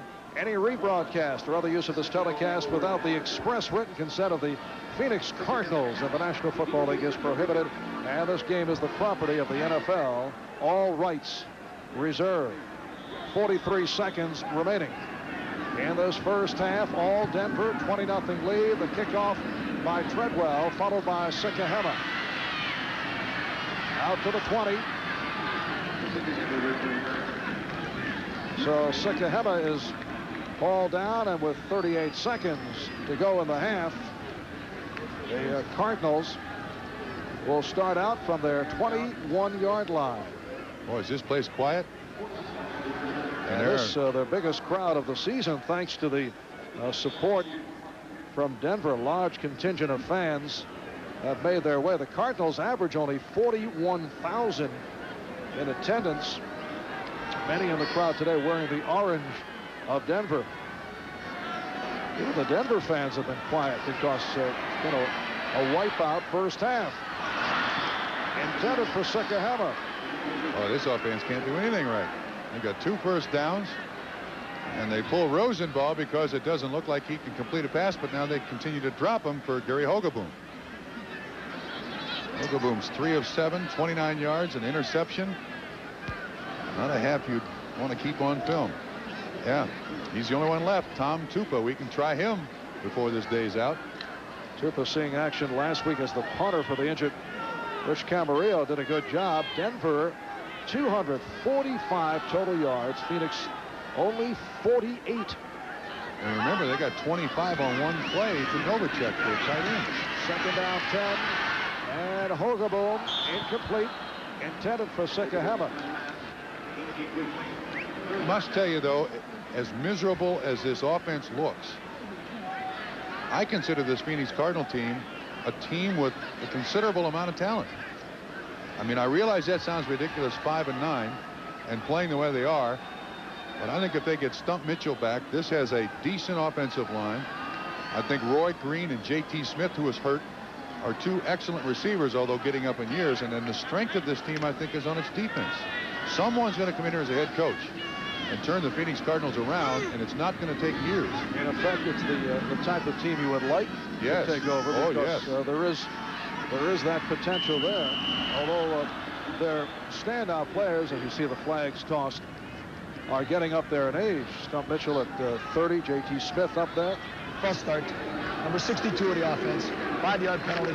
Still 3rd down. That's the rookie Mike Zandowski called on the false start. He's playing because Tootie Robbins is hurt, and Joe Wolf, 68, is playing right tackle for him. They're going to be very active in the Plan B free agency. Larry Wilson told us that yesterday. They're going to go out and find a lot of people because they do want to make this team a winner, and they have a good nucleus on defense and some good players on offense. Third down, 15. A completion for Don Holmes. He is short of the first down. Clock is running down to 15 seconds to go in the half. Brooks and Braxton made the stop. And now the timeout called by Denver.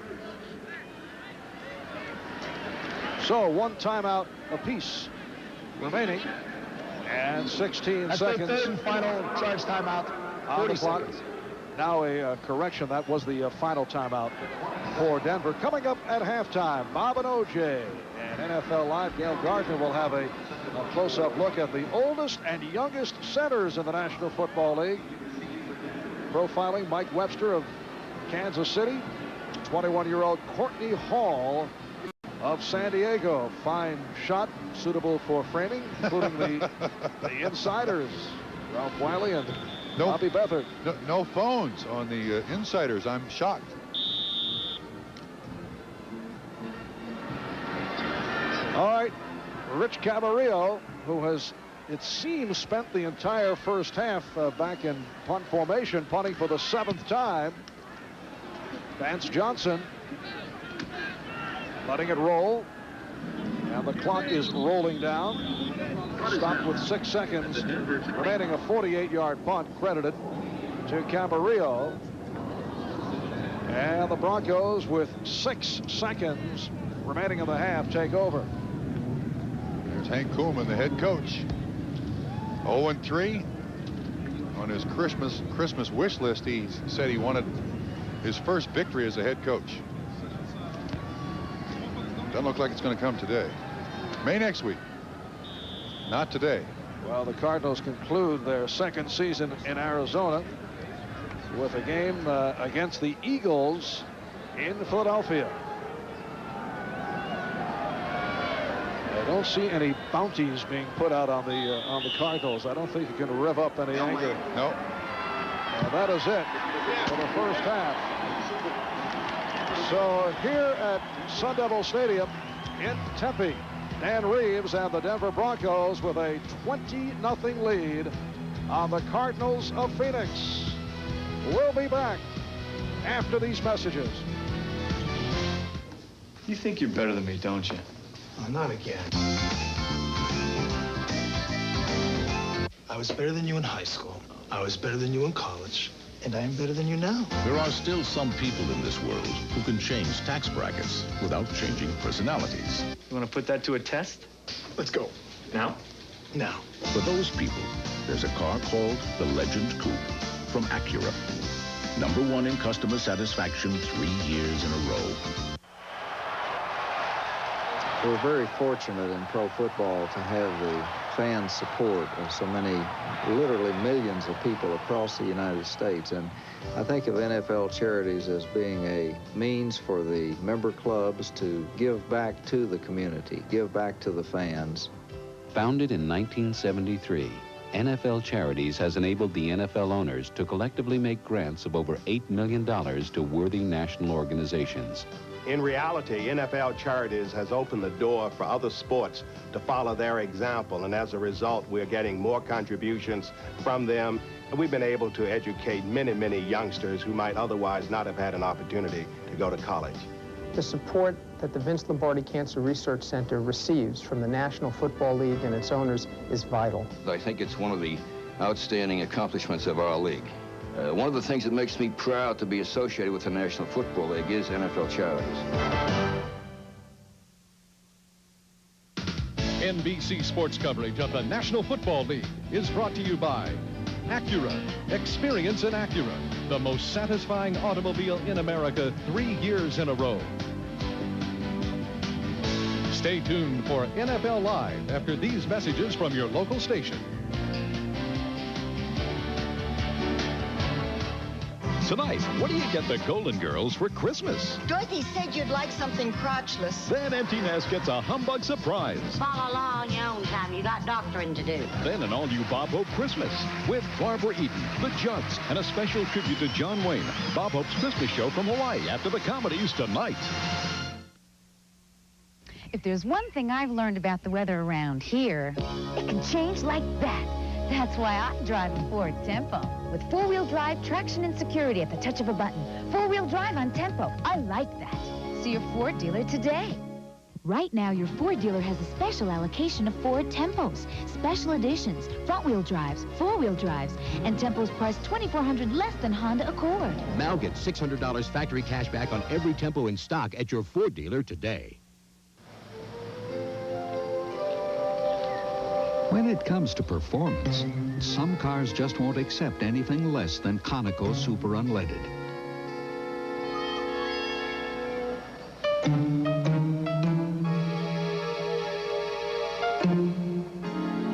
By eliminating knocks and pings, Conoco Super Unleaded helps protect your investment. Conoco, your car deserves a gas this good. Channel 4 is home of the Denver Broncos.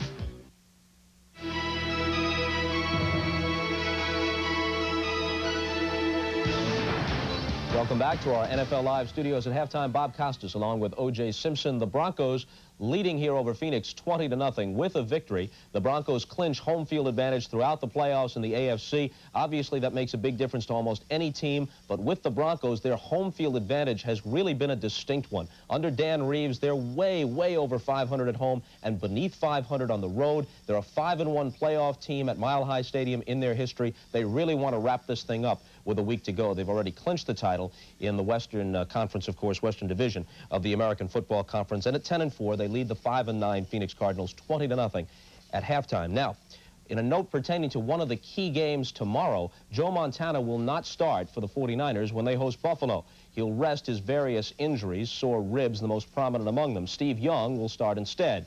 Now, O.J., your thoughts on the 49ers? I know you've got a piece on them tomorrow pertaining to their owner, Edward DeBartolo. Well, on the surface, this may appear to be good news for 49er fans. They won't have to go against Joe Montana, maybe the best quarterback in football today, who's having a career year. But this may not be the good news that they think it is. Normally, once a team has clinched the playoffs, especially once they clinch home field advantage, the team could get flat. You've seen it happen to Denver the last couple of weeks. The 49ers are a team with a complete roster. They have some great players who are in backup positions, like Steve Young and Terrence Flagler. And believe me, those guys won't be flat. They haven't had a chance to play much this year, and they want to show what they can do. So they're an excellent team with or without Joe Montana, and emotionally, this may work against the Buffalo Bills. All right, Juice. Earlier today, the Giants took a half-game lead in the NFC East with a 15-0 win over the Cowboys, who fall to 1-14. Some of the highlights from this one: very cold day at the Meadowlands. Bill Parcells with his quarterback Phil Simms, and here's Simms in action in the second quarter. Plenty of time. He'll hit Lee Roussan over the middle. The pickup is 39 yards. It leads to Bjorn Nitmo's third field goal of the half and a 9-0 Giant lead. Lawrence Taylor, with the sore ankle, played almost the entire game and was in pretty good form. Here he combines with Carl Banks to sack Troy Aikman in the third quarter. Big day for the seemingly ancient O.J. Anderson, 25 carries, 91 yards, including this 1-yard scoring run on a 4th and goal in the third quarter. The Cowboys thought they were in it. They had 1st and goal at the 1. The Giants stopped them 4 straight times, including Banks wrapping up Paul Palmer here. And Parcells exults on the sidelines. Afterwards, he was asked if his defense has started to rise to the occasion every time the other team has 1st and goal. Remember, they did it last week against the Broncos. Well, sure, and they're more than starting to. They're expecting to on that goal line now. They're expecting to. What'd I tell them? No, get the guy with the ball.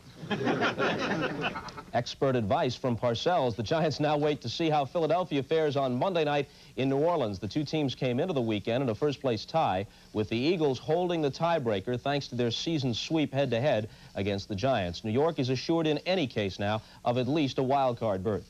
In the AFC, the Chiefs are involved in a scramble for the 2 wild-card spots. Tomorrow, they face the Chargers, which will provide an interesting chance to compare 2 generations of NFL players. San Diego rookie Courtney Hall is rated by many experts as next in the line of great centers.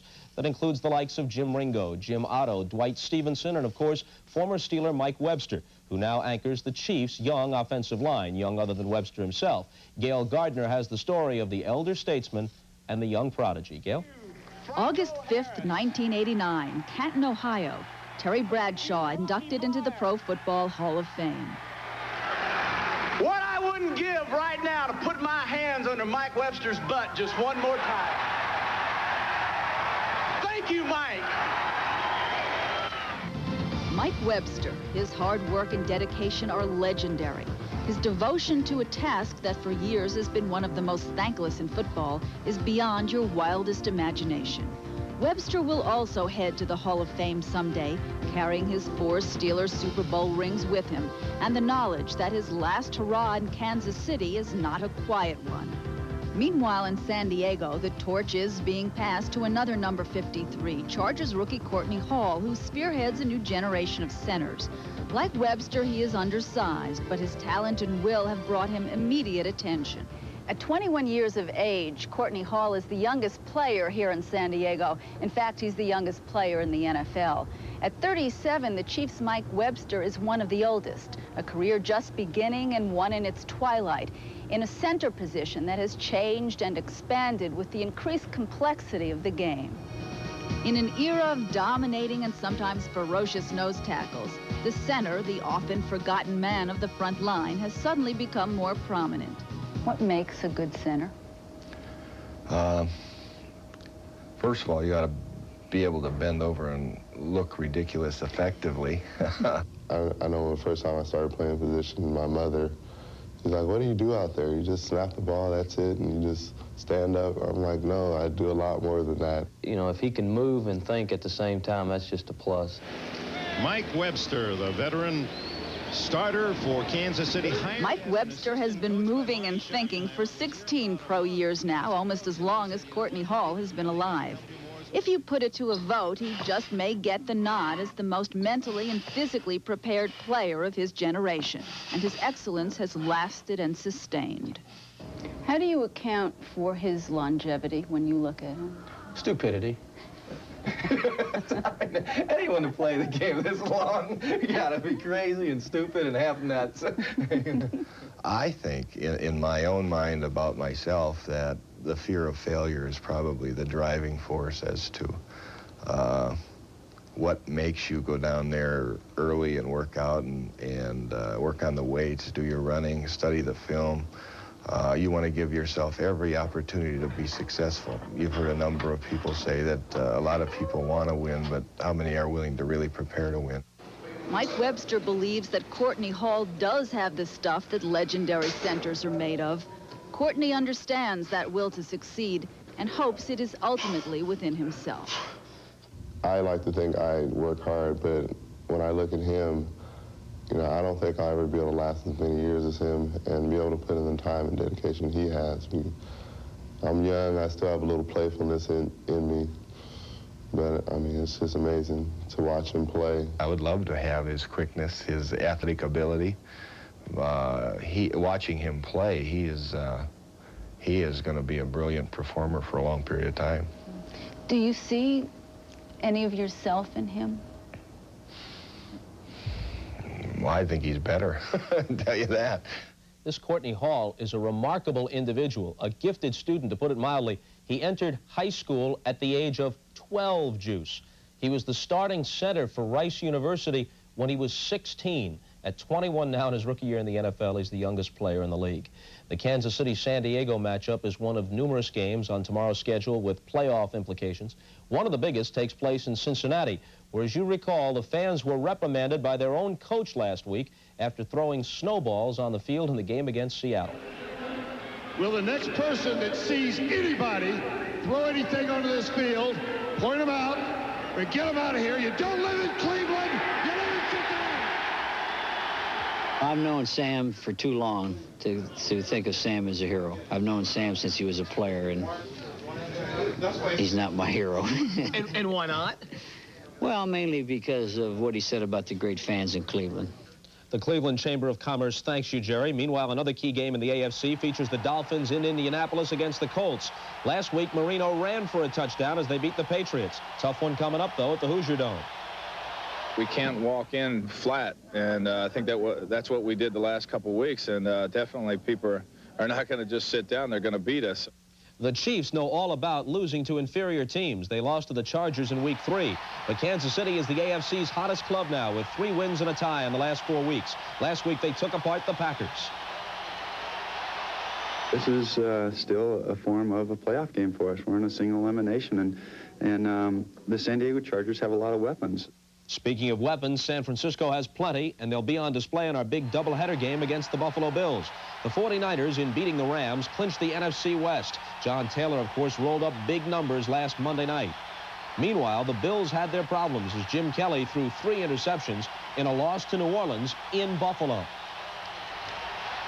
And pinch hitting now for Al Roker. I'll tell you that the Bills will have to adjust to temperatures near 60 in the Bay Area, outright tropical when compared to game conditions in the Midwest. A high of 7 degrees expected in Kansas City. Temperatures in the teens in Cincinnati, Chicago, and Cleveland.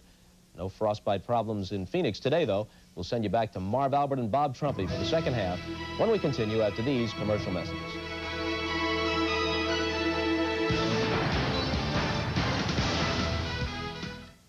Tonight, what do you get the Golden Girls for Christmas? Dorothy said you'd like something crotchless. Then Empty Nest gets a humbug surprise. Follow along your own time. You got doctoring to do. Then an all-new Bob Hope Christmas with Barbara Eden, the Judds, and a special tribute to John Wayne.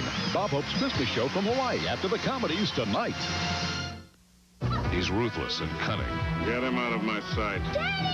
And threatens a town by taking a child hostage. Where's the little girl? It doesn't work like that. Now a desperado must save the town, a girl, and the woman he loves. Does it really matter that much to you? Something's got to. An all-new Desperado. Badland Justice Sunday. Monday, Keisha Knight Pulliam is a time traveler. King Arthur's court. Keisha Knight Pulliam's a powerful wizard. I'll knock your socks off. Keisha is a knight of the round table. And Keisha is shaking up old Camelot in a magical holiday special for the whole family. A Connecticut Yankee in King Arthur's court. Monday at 8, 7 Central Mountain. Back in Sun Devil Stadium, the Broncos and the Cardinals back on the field. Broncos 20-0 lead at the half, and we'll be right back after these messages from your local. He ran a lawless empire. I am the future of this town. Was he ruthless enough to kill a young girl's parents? Who did this? We have offered you $900 to come here and kill him. But is he pursuing the wrong killer? Are you going to do it or not? An all-new Desperado. Your time has just come to an end. Badlands Justice Sunday. This December, things are really heating up. Heating up at every GM division. Each dealer is out to make December hotter than ever before. Like with the luxury of special monthly terms Cadillac style. Special GMAC Smart Lease terms on luxurious Cadillacs let you travel in the passing lane without leaving your comfort zone. Yes, this December is incredibly hot at every GM division. It's GM's Hot December. Come. Welcome back to the Valley of the Sun. Tempe, Arizona, just outside of Phoenix. Marv Albert, Bob Trumpy checking out the halftime statistics, which are all Denver Broncos. Yeah, no question about the 2 first downs. They get 58 total yards, 38 passing, and 25 of it came on the 1 pass completion to Novacek, the tight end. So this game has been totally dominated by the Denver Broncos, even with the 2 turnovers. Denver with a 20-0 lead. A victory would clinch home field advantage throughout the AFC playoffs. Al Del Greco getting set to kick off for the Cardinals. Certainly a strong candidate for AFC Coach of the Year honors. Dan Reeves. I don't know if there's even a close second. Well, I Marty think Schottenheimer is Don the candidate. Shula. Wait a second, Bob. A lot of candidates out there. Not like what this guy did. Not what he did. I don't know. I think it's a tough race to call. Second half underway. And Ken Bell on the kickoff return. And a penalty marker down as Bell gets out to the 19-yard line. Ron Wolfley made the stop on Bell. There's Dale Hamer, the referee.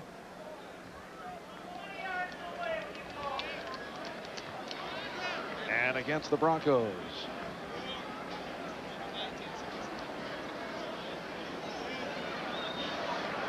Illegal block. Number 55 on the return. Penalized half the distance to the goal. First down. And that is Rick Dennison called for that illegal block. Well, the Cardinals, in 9 possessions during the first half, forced to punt 7 times. 2 first downs. Very, very inept. Not totally Tim Rosenbaugh's problem, but this offense has not generated a lot of things throughout the season. Very evident today, too. Denver first down from the 10. Back to the ground for Humphrey, who had a spectacular first half. Carl Carter, the right corner, made the stop. Humphrey now 17 carries, 99 yards. Denver Broncos doing it on a fumble recovery by Carl Mecklenburg. Took it in from 23 yards away. Touchdown pass from Elway to Sewell, and a couple of field goals by Treadwell. 7 offensive possessions there in the first half. Any coach would like to have 7 offensive possessions. You'll score on a few. Yes, first down at the 20. And Bratton picks up short yardage. Eric Hill, the middle linebacker, made the stop. The Broncos have Keith Kartz at center, Jim Juriga, Doug Weidel at the guards, Ken Lanier and Gerald Perry are at the tackles. That's one of the reasons why I like Dan Reeves as the coach of the year. The guys you just named, really only Ken Lanier last year had any extensive playing time as a starter. Reeves said, we're going with bigger guys, we're going with younger guys, and we're leaving them in there. Denver 2nd and 7 at the 23. Humphrey.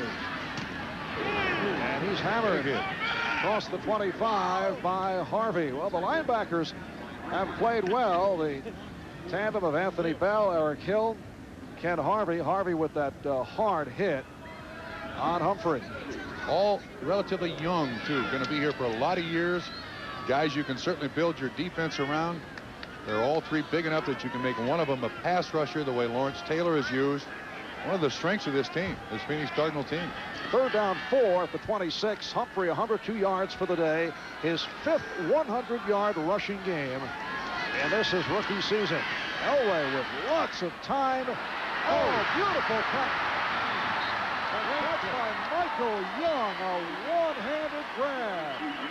And he went for 29 on the reception. Great job, too, by Elway reading that pattern. Now, one of the cardinal sins of a receiver is don't break on top of a defensive back. But he does. And Elway puts the perfect touch on it. Watch that right hand. Bring it back. Tuck it in. Outstanding. There's a highlight. That'll be shown a few times. First catch of the day, 20th of the season for the 5-year man out of UCLA. A Plan B free agent from the LA Rams, Michael Young. And Vance Johnson with his 7th reception. Bumped out by the left corner, Cedric Mack. So the Broncos on the move once again with 3 minutes gone by in this 3rd quarter. Broncos, even though they're leading 20-0, still staying with their basic game plan. Have not gone to just giving it to Bobby Humphrey on every play. They're a quiet, sedate crowd here in Sun Devil Stadium. Quiet and sedate. How about 2nd down and 4? I meant to say quiet and sedated. Oh, sedated? Yes. Bob now getting personal with the fans. And a large gathering from Denver, and even they have been on the quiet side. The Broncos jumping to that 20-0 lead. Cardinal players were talking before the game that they were actually looking for more support from the Denver Broncos, but they said they wouldn't mind that at all as long as the crowd shows up. That has not been the case this season. 3rd down and 3, and a nice catch made by Steve Sewell close to the marker. Lonnie Young, the free safety, up to make the stop. Real versatile kid. Can be a running back for you. Can also be a wide receiver for you. You can see some of the Bronco fans. This is a big vacation spot for those people who live in Colorado. To get away from the feet of snow, they come down here to the Arizona desert. Bronco Mania storms Phoenix. There's a lot of orange shirts. You're right. First down at the 33-yard line.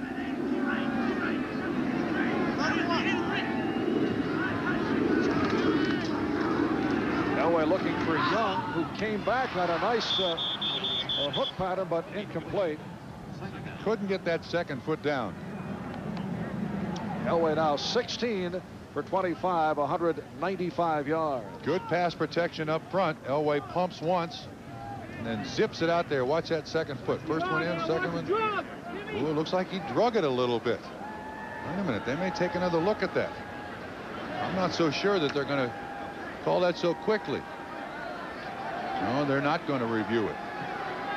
That looked like a nice catch. Well, this is the 9th play of the drive. It's a 2nd down and 10 at the 33. Now Young, 83, in motion. Elway off the roll. There's a nice throw by Elway. Did well to get it off. Michael Young. Boy, look at Elway. He's already back, all the way back by the Phoenix bench. Looked like Hill gave him a little shove out of bounds. Is it Hill? It's not the man running behind him. No, it's Freddie Joe Nunn, 78, who gives him a bump out of bounds. And Young makes the nice catch inbounds right at the first down marker for the first down. And the ball spotted at the 22-yard line. Mel Bratton with a penalty marker down. Freddie Joe Nunn on the stop. Holding offense. I'm going to pray here it's not Gerald Perry. Anybody else in the offensive line, not Gerald Perry. Holding, number 67 in the offense, 10-yard penalty. All right, 67 is Doug Wydell, the rookie from Boston College. He is the right guard. He's working on the defensive tackle head. Hard to tell in there with all those big bodies exactly where the holding comes from, but the umpire throws the flag. That's one of the things that's hurt Denver throughout the season, the holding calls in big games and important drives. First down and 20 at the 32. Acceleration by Humphrey, who broke the tackle. Getting inside the 20. Cedric Mack on the stop on the beautiful run by Bobby Humphrey. He breaks the tackle of an excellent tackler, too. Lonnie Young is the free safety for the Phoenix Cardinals, and watch this. Boom, takes him on, stops dead, spins. Lonnie Young is a very, very good tackler. Finally, Galloway slows him down a little bit. Cedric Mack, 47, along with Ken Harvey, 56, get him on the ground. But that is a nice 15-yard pickup, and now 117 yards for Humphrey. And he's got a ways to go, too. He's going to get a lot more before this game is over. 2nd down and 5 at the 17. A delay, and he's going to throw off the option. Touchdown! Humphrey to Bratton on the option pass. 17 yards for a 17-yard score. He's thrown it once before. That's the first time he's completed it. So 2 rookies hooking up. Bobby Humphrey out of Alabama. Mel Bratton, who was a gamble as a 7th-round draft pick. The Broncos gambling that he'd make it back from a severe knee injury. Tim McDonald, 46, is the man in coverage. It almost looks like Mel Bratton used his hand to give him some distance against Tim McDonald, but it goes as a score. Nice play. Put it in the films. Treadwell puts it through. So Denver with 8:46 to go in the 3rd quarter, leading Phoenix 27-0. Astronomers tell us there won't be a total eclipse in America until the year 2017. They are very much mistaken. This is the year of the eclipse. Introducing the Eclipse by Mitsubishi. Try not to stare.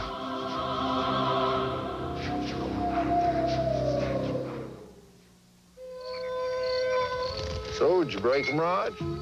Break him? I own him. That horse and I are one. We achieved a special kind of oneness. Man and beast. Speaking the same language. What's that mean? Means they'll be talking again tomorrow.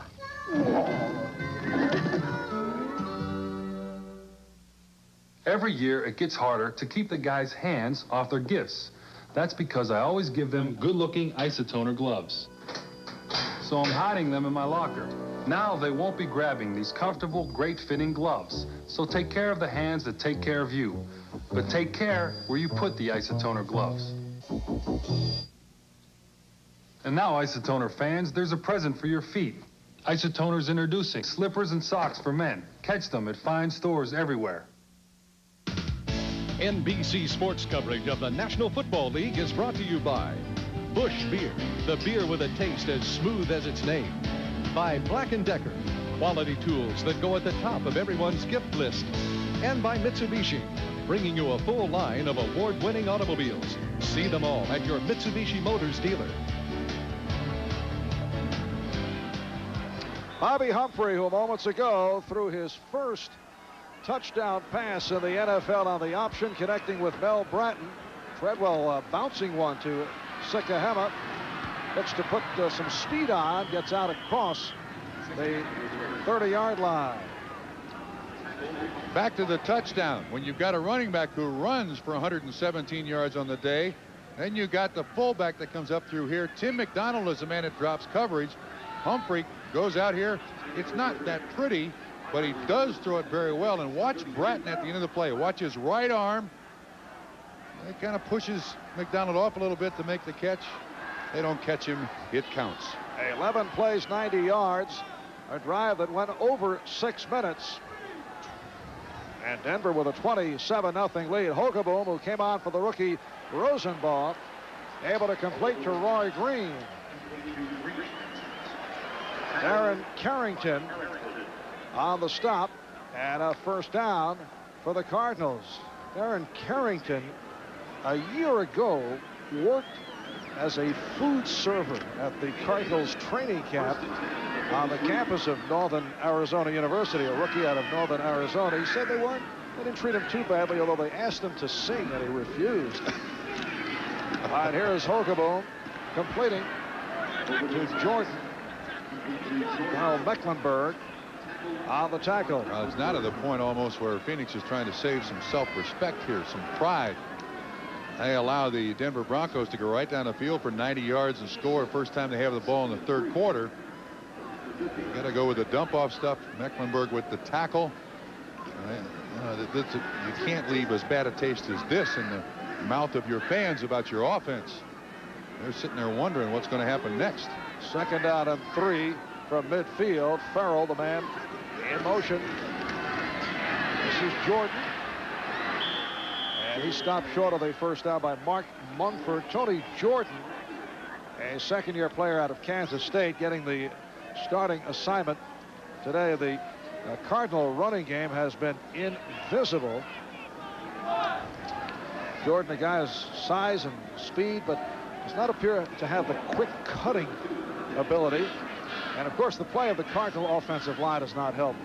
Many injuries, a host of shuffling. Right now they go with Sharp, Sandowski, Kennard, Smith, and Wolf. Judy Robbins, the latest injury. Right tackle sideline today. Third down and 2 at the 49. Hogaboom in trouble. Gets it away. Incomplete through the hands. Too high for Roy Green. Again, good pressure by the Denver defense. Mecklenburg coming from one side. Cragen, Holmes, all there right in Hogaboom's face. Got him to flush out of the pocket. There's Wade Phillips, the defensive coordinator. This defense came in as the best scoring defense in the NFL. And pressure up front is a big factor. You see Mecklenburg, Cragen, 71. They're all around Hogaboom. He had no time to really sit down and look for a quarterback, for an open receiver. Well, Rich Camarillo will punt for the 8th time. And Bob, for those of you who were wondering, the NFL record most punts. Oh, no, he will not punt. He's going to throw. He completes.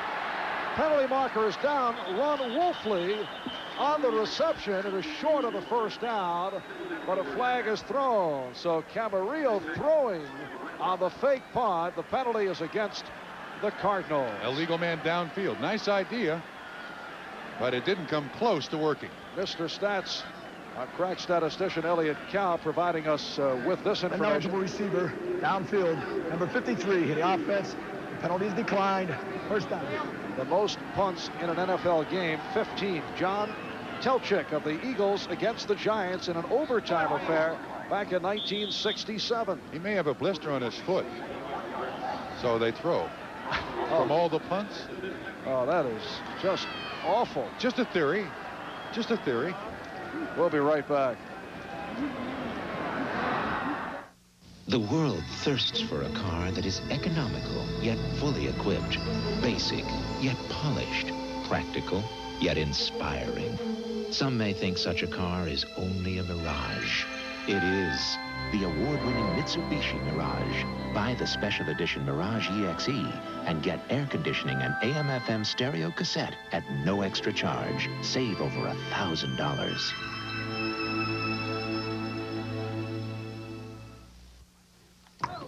My brother Tom used to flip me out. Every time I'd be watching a TV show I liked, he'd start flipping through the channels. Then we got this amazing Magnavox TV with a built-in smart window. Smart window. That lets Tommy flip through all the channels while I keep watching what I want to watch. Now I can see what I've been missing. And that's quite a lot. Yeah, thank you. Magnavox. Smart choice. Very smart. The Black & Decker Workmate.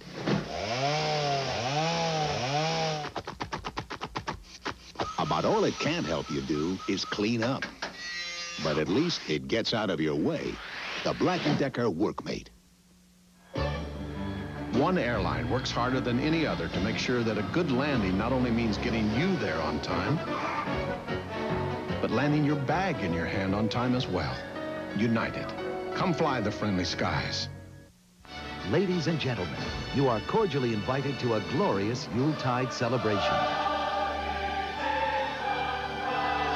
Starring Olivia Newton-John, Vic Damone, Diane Carroll, James Galway, and many more. Join the First family for their first Christmas in Washington, Monday. Well, a moment ago, before we mercifully went to commercial, Bob going to the B material regarding punter Rich Camarillo. It is a first out at midfield as Denver takes over. Humphrey trying to stiff arm his way.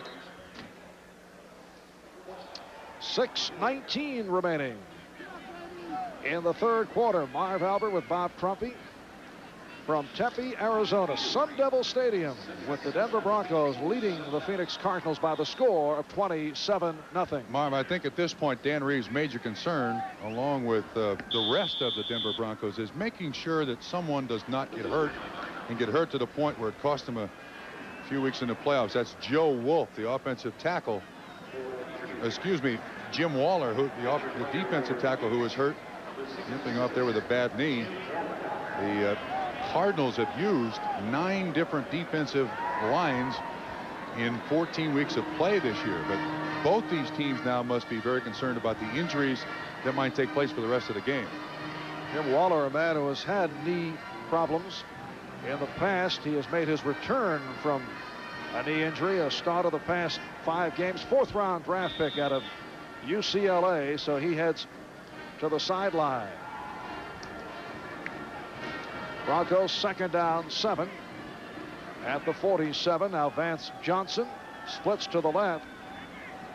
Mark Jackson to the right. Elway for Humphrey.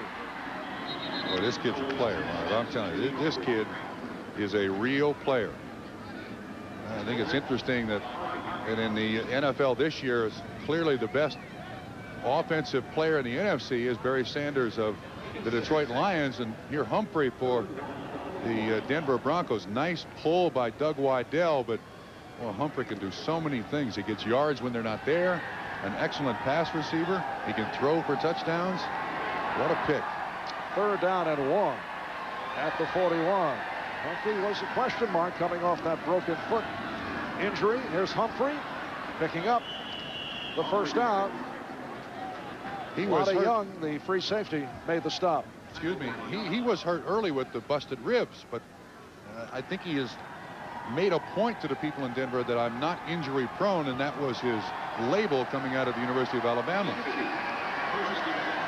Talking about it with Dan Reeves last night, he said he was so impressed the way Humphrey readjusted his running style after he hurt his ribs. Yeah. It's got that forward body lean. And, of course, this is something that since Otis Armstrong, the Broncos really haven't had a guy to give the ball to a great deal. And Humphrey has been getting the ball a great deal and handling it very well, getting inside the 35-yard line. Gary Hadd and Eric Hill combined to make the tackle. At some point, you've got to say, look, we've got this game firmly in hand. We don't want anybody injured. Let's get him out of there. And it's tough because Dan Reeves said last night, you know, you want to keep your edge on the team. We've lost 2 straight. And here today he has a career high in yards. Congratulations to Bobby Humphrey. And he also goes over the 1,000-yard mark in the first half. A couple of weeks ago against the Raiders, 125 yards. So he has surpassed that. Sammy Winder, who just checked in, stopped by David Galloway. Well, on the subject of outstanding rookies around the AFC, Bobby Humphrey certainly will be vying along with Eric Metcalf, another triple threat man for the Cleveland Browns. Defensively, Steve Atwater, Eric Thomas, Louis Oliver, Carnell Lake have been outstanding.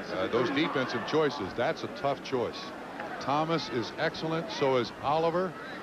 Lake, I think, is a guy that a lot of people don't know about. He was a linebacker in college, but I think clearly Humphrey's the choice offensively in the AFC. Third down, 6 at the 35. A lot of movement, and we see the flags being thrown as Elway fires a bullet.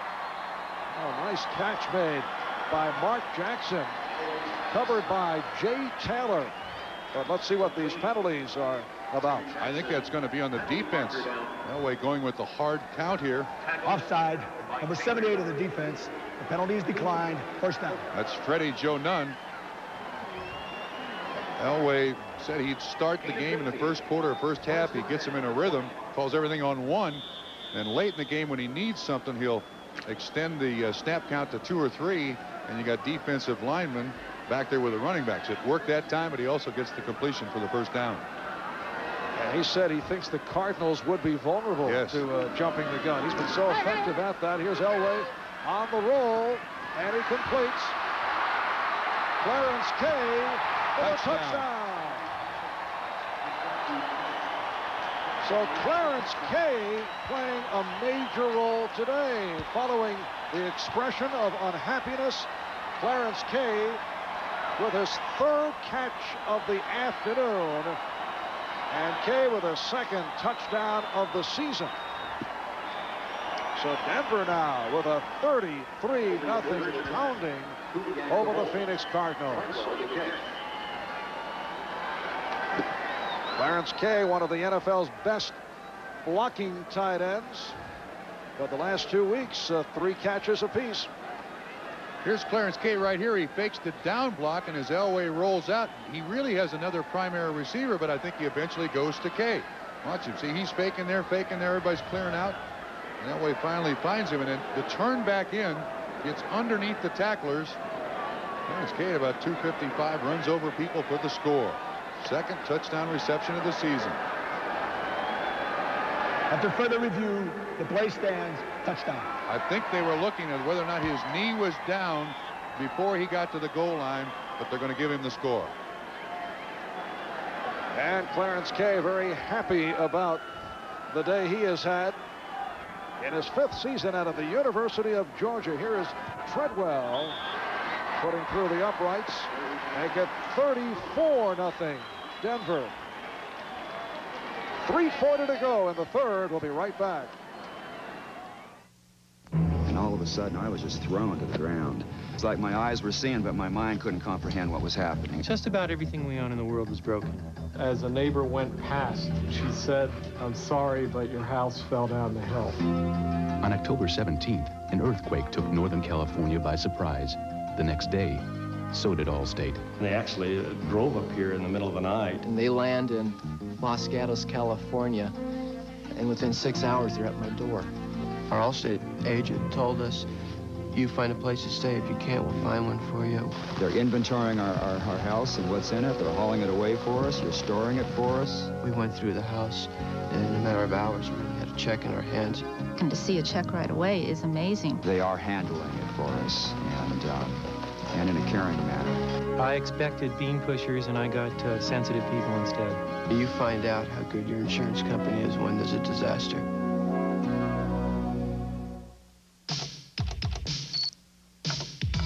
The writers of Motor Trend magazine road tested a lot of cars before the Mitsubishi Galant. They road tested a lot of cars after it. But no other car was so well conceived, so well crafted, so thoroughly satisfying to drive. And that is why they marked the occasion in the most significant way they could. They named the Mitsubishi Galant Motor Trend Import Car of the Year. 49er owner Eddie DeBartolo has 3 Super Bowl trophies. Join me, O.J. Simpson, to find out what makes him the best owner in the league Sunday on NFL Live. Well, it has reached the wipeout stage, 34-0. Broncos over the Cardinals. Do you pull John Elway? Who has problems with the ribs? Why leave him in at this point? Yeah, I think you almost have to, and I think in the last series you saw Bobby Humphrey leave the game and Sammy Winder come in. Yeah, you do have to protect these guys now for the playoffs. And the kickoff return by Tony Baker. Elway, incidentally, 20 for 29. 247 yards, and look at the total yard number, 394 to 77. Elway's thrown for 2 touchdowns, intercepted twice. There is the backup quarterback who's done a nice job over the years. Gary Kubiak, solid backup, and apparently that point we brought up is on the mind of Dan Reeves, because we'll probably see Kubiak the next series. He won an important game for this team when Elway was sick in Washington. Elway had food poisoning. He did a great job. Hey, this kid's a very valuable player. Sikahema on the screen. And that is contained. Rick Dennison, the inside linebacker, making the stop. Gary Kubiak has played an important role over his 7-year career. He's started 5 times. The one start you mentioned, subbing for Elway in that victory over the Washington Redskins. Hogaboom, incomplete. Intended for Roy Green. Looks like the Cardinals are going to try to attempt some hurry-up offense here. They didn't. They went right back to the line of scrimmage there. And now they are looking at a 3rd down and 6. The interim head coach for the Cardinals, Hank Kuhlman, who is looking at an 0-4 slate with the finale next week against the Philadelphia Eagles. Kuhlman taking over for Gene Stallings. 3 minutes to go in this 3rd quarter.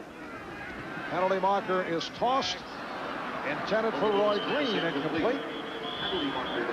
Well, when you get in the habit of losing, everybody looks bad, don't they?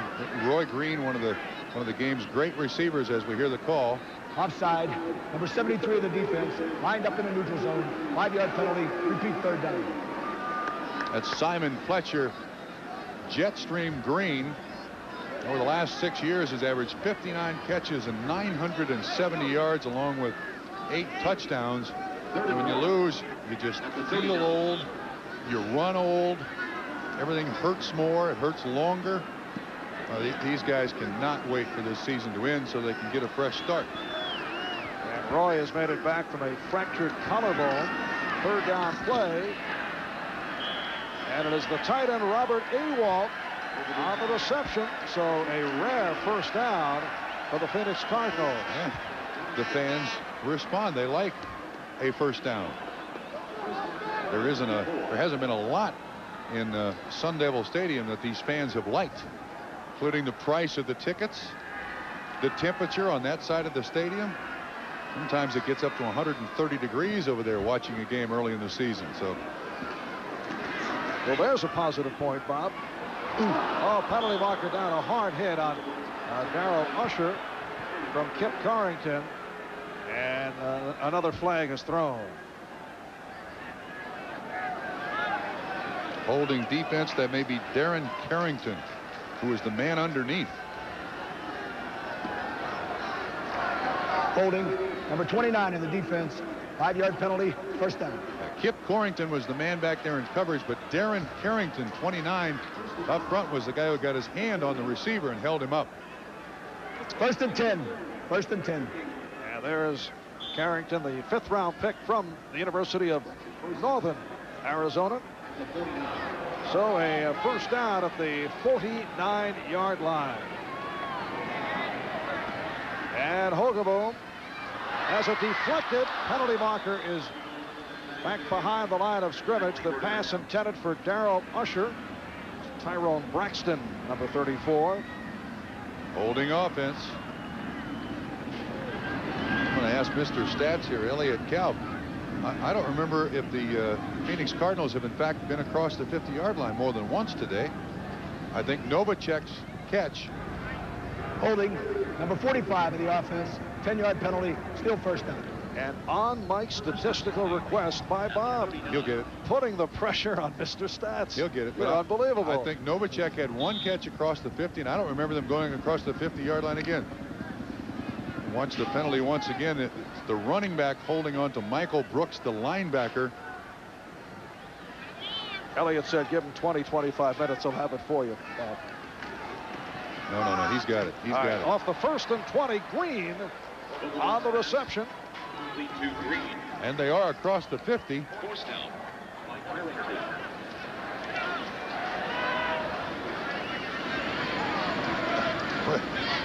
Elliott got it. That's the first time they've been across the 50-yard line today, the Phoenix Cardinals. Nice, huh? Thank you very much, Bob. Thank you, Elliott. All right, tomorrow, 12:30 Eastern Time. Join us for NFL Live. Bob Costas bringing you up to date on the late breaking news from around the league. And OJ will visit with 49ers owner Eddie DeBartolo Jr., who many consider the finest owner in the game today. Sikahema, as we come up on 2 minutes remaining. In this third quarter, Denver 34 and Phoenix nothing. It is a 3rd down and 4 as the Cardinals go into the hurry-up. Hogeboom couldn't find anyone. And now goes incomplete, intended for Sikahema.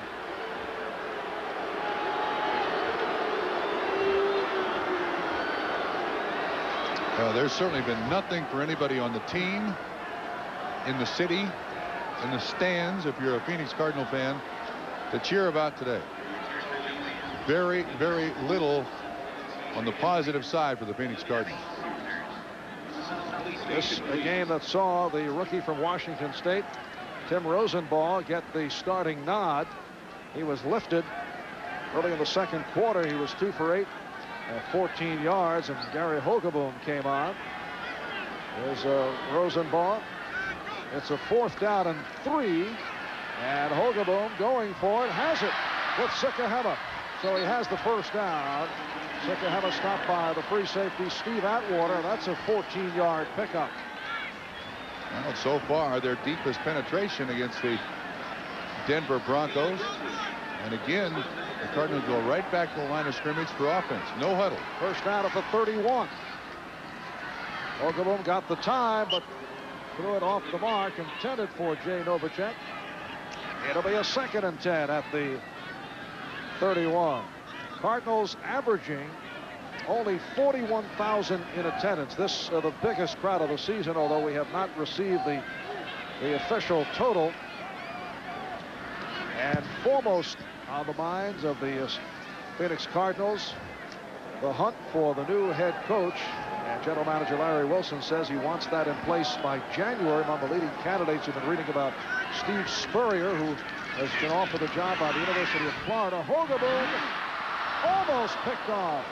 Wyman Henderson had a crack at it. The pass intended for Roy Green. Spurrier has told the Cardinals that he will discuss the situation with them before reaching a decision. He may come to Phoenix within the next few days. He's been here. He's already discussed it with Larry Wilson. And Duke University has also offered a renegotiated contract.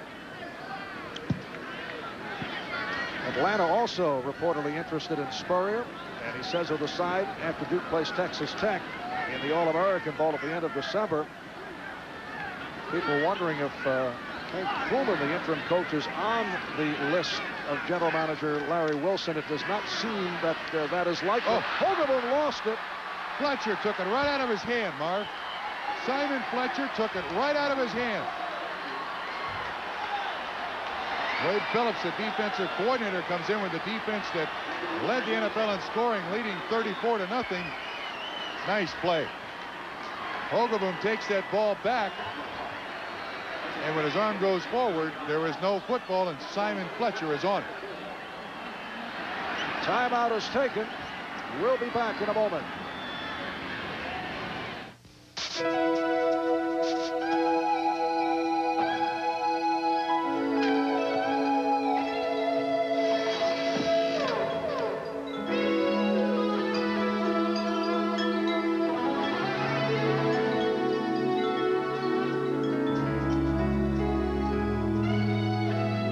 Life's full of simple pleasures, like the comfort of Levi's jeans.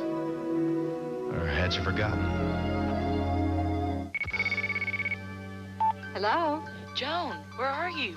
Almost there. Give your family on-the-road safety and convenience with a Radio Shack mobile phone. Now just $399. You save $300. Well, a built-in speaker lets me hear and talk to you and keep my hands on the wheel. That's great. I'll call you back. My car's stalling. A 30-number memory gives you instant auto dial, and you'll feel more secure knowing help is just a phone call away. Radio Shack's mobile phone. Easy to install and only $399 at Radio Shack, the technology store. It began as a game. It turned into a battle. And now, it's out of control.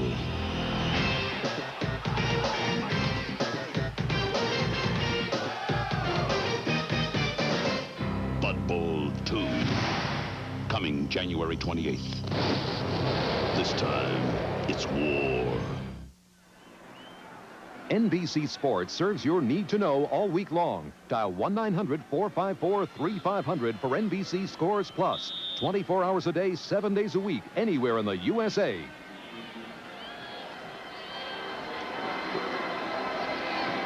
Watch this play by Simon Fletcher once again on the outside on Joe Wolf. Knocks it right out of Hogaboom's hand.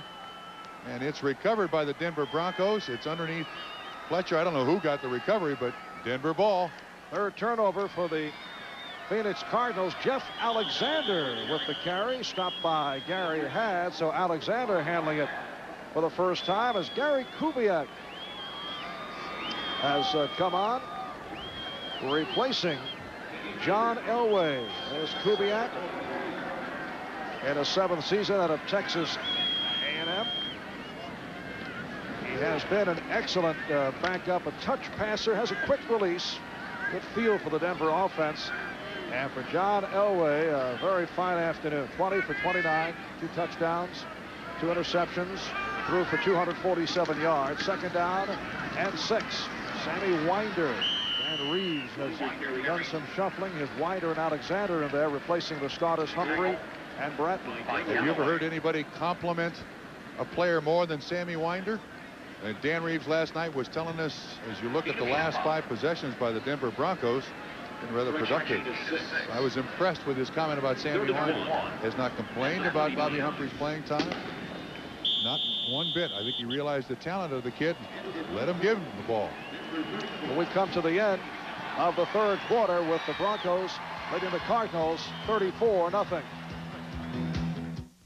Well, what'd he say? He said, Kirkwood, you're smart, you're aggressive, you're brilliant, creative, aggressive, brilliant. He said all that, did he? Well, something to that effect. Come on, what else? Stock, sign-on bonus, company car. Of course, I'm gonna turn it down. The job? The car. The Legend sedan from Acura. #1 in customer satisfaction. 3 years in a row. The Black & Decker Air Station. It has all the pressure you need to inflate anything. Fast. The Black & Decker Air Station. Always at your service. Matthew, did you lose your razor? I can't get around my Adam's apple. You can't get around half your face. Introducing the Slim Twin Razor System with the slimmest cartridge to reach every place on every face. How do I look? Ugly. New Slim Twin from Schick.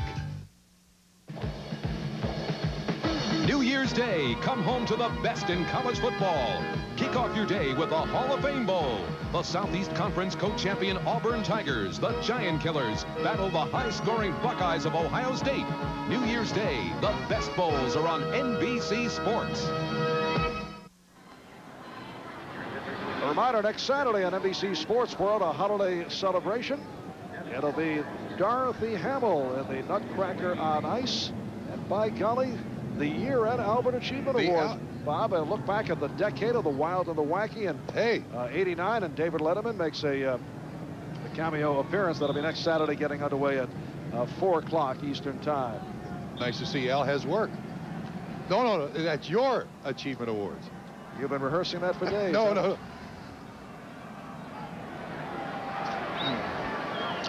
It is a 3rd and 1 at the 49.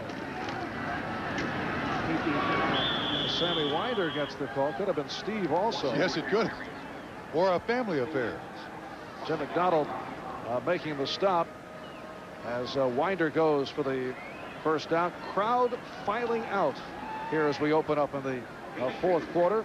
It is a season high in attendance, 56,071. As you see, season ticket sales have dipped from 88 to 89. Yeah, that's at an average ticket price in Sun Devil Stadium of $35 a ticket. That's a fine seat. That one is not 35. Yes. First down at midfield. Marv Albert, Bob Trumpy from Sun Devil Stadium in Tempe. Well, the cut made by Winder, Anthony Bell, able to trip him up. Sammy Winder, an 8-year man out of Southern Mississippi. He's accounted for over 5,000 yards on the ground, second leading rusher in Bronco history behind Floyd Little. It's a spectacular setting here between the mountains in Tempe, Arizona, just southeast of Phoenix. You know, you're just talking about the price of the tickets here for Phoenix games. I would be willing to bet that that price is going to be substantially reduced next year, because Phoenix, very difficult to win fans to begin with, almost impossible to win them back, and that's what Phoenix has to do. They're not happy with the team, and they're not happy with how much it costs to come and watch this team. Major changes have to happen for this franchise to really succeed down here. Vance Johnson on that reception. Well, tomorrow, big day of football on NBC. It starts with Bob and OJ in the studio, along with the Insiders. A double dose of the Insiders this weekend. 12:30 Eastern Time as you check out the lineup. 3rd down and 3 at the 42. A minute and a half gone by in this 4th quarter, and the Broncos in front of the Cardinals, 34-0. Kubiak again going to Johnson. Hit down by Cedric Mack. He caught it, but he is very, very close. 9 catches, 51 yards for Johnson. One of the spirit of this holiday season. We asked Denver head coach Dan Reeves what he would like for Christmas, and here's Dan's Christmas wish list. Number 3, of course, was without asking his wife. Yeah, in what order, I wonder, are these requests being made? Well, he's got the home field playoff advantage and a 5-game win streak as a Super Bowl championship. And then we'll have to talk to his wife about the 1 month on the deserted island. It is a first down at the Phoenix 39. And Winder again getting the call. Harvey and Hill combined on the stop. We also asked the same question of interim head coach Hank Kuhlman, and he came up with only one Christmas wish, a modest one, but it appears that his last chance will be next Sunday against the Philadelphia Eagles. Well, that's Christmas. Yes. So that's his last chance, is a touchdown Tupa. Everybody has their own individual list here. Tom Tupa, the second-year man from Ohio State, a backup quarterback for the Phoenix Cardinals. 2nd down and 8. And the completion to Steve Sewell, who was met by Michael Zordich. Well, Marv, I find it remarkable that this is the 15th game of the season today, and 2 teams played today, or There were 2 games today, and there are only 3 teams guaranteed a position in the playoffs. San Francisco, Denver, and Giants. The Giants won that opportunity this afternoon in Giant Stadium. 3 teams out of 28, and only 3 are a cinch for the playoffs. With the Giants defeating Dallas earlier today, they clinched at least the wild card in the playoffs. 3rd down and 4, and now the Broncos pick up the 1st down on the completion to Mark Jackson, hit by Cedric Mack and Michael Zordich. So Denver continuing the drive with 11 minutes remaining in this 4th quarter, and the Broncos now have a 1st down at the 23. They lead by the score of 34-0. 2 field goals for Treadwell from 38, 33. 2 touchdown passes thrown by Elway. A touchdown on the halfback option thrown by Humphrey. And Mecklenburg on a recovery of a fumble and ran it in for 23 yards for the 34 points. Broncos 1st down at the 23. Here's Winder. And a short pickup for Sammy Winder. Well, a moment ago, we were talking about the playoff picture with a lot of teams alive as we are in the next to last weekend of the regular season. These are clubs that control their own destiny. 10 AFC clubs are still alive for the wild card. The Giants clinching the wild card today. They could win the NFC East with another victory and a Philadelphia loss. We'll get back to that in a moment. 2nd down and 7 at the 20. Going to the outside is Alexander, and he's hit down by Freddie Joe Nunn. Now these are clubs that need help. They cannot do it by themselves, and this is where it gets very complicated. Yeah, I have no idea all of the various ways that this can be worked out, but tomorrow a lot of it will be settled. But still, 3 of 28 are in the playoffs. That we know for sure. Only 8 are out. San Francisco, Denver, and the Giants are in. 3rd down 4 at the 17. And off the draw, Winder was stopped. Harvey Had combining on the tackle. Now for the Broncos, this game started out very, very slowly. They had 3 downs and out twice, and then the big play that kind of started the turnaround for Denver was really courtesy of Tim Rosenbaugh and the center, Derek Kennard, for the Phoenix Cardinals. A missed snap, and Mecklenburg runs it in, and all of a sudden 34 unanswered points. And Treadwell will attempt from 35 yards away now. It's a 4th down and 5 from the 18. He's connected earlier from 33, from 38, but first a timeout has been taken. So the Broncos call for time with 8:23 left in the 4th quarter.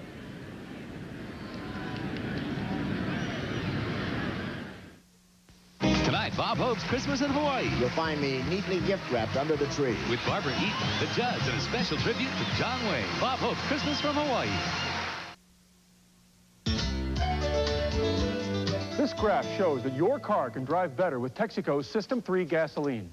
In the BMW test, ordinary gasoline built up valve deposits, but System 3 actually took them away. Tank after tank, valves got cleaner and cleaner. As for performance,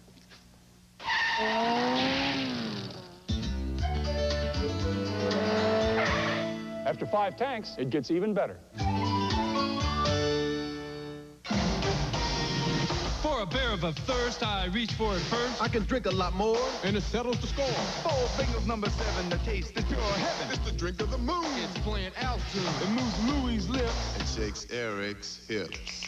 So look out, Pepsi, the move is on. Now we're singing the Diet Coke song. Diet Coke has real cola taste in just 1 calorie. So in Denver, it busts the Broncos' thirst. Diet Coke. Don't be fooled by lookalikes. There are two compact camcorder formats. The one on the left may look like this Panasonic VHS camcorder, small and lightweight. But that's where the similarity ends. Panasonic camcorder tapes can play in the 60 million VHS recorders out there. That's something the other guys can't do. So, if anyone tells you all compact camcorders are alike, don't let them kid you. Panasonic, just slightly ahead of our time. CU Orange Bowl update, starting Wednesday at 10:35. It is rest time for the rookie out of Alabama, Bobby Humphrey, who had a spectacular day here at Sun Devil Stadium, 128 yards on the ground. He threw a touchdown pass, instrumental in this big lead by the Denver Broncos. David Treadwell looking to add to it. 35-yard attempt. And make it 3 for 3 for Treadwell. So the Broncos extend the lead. It is 37-0. Denver over Phoenix.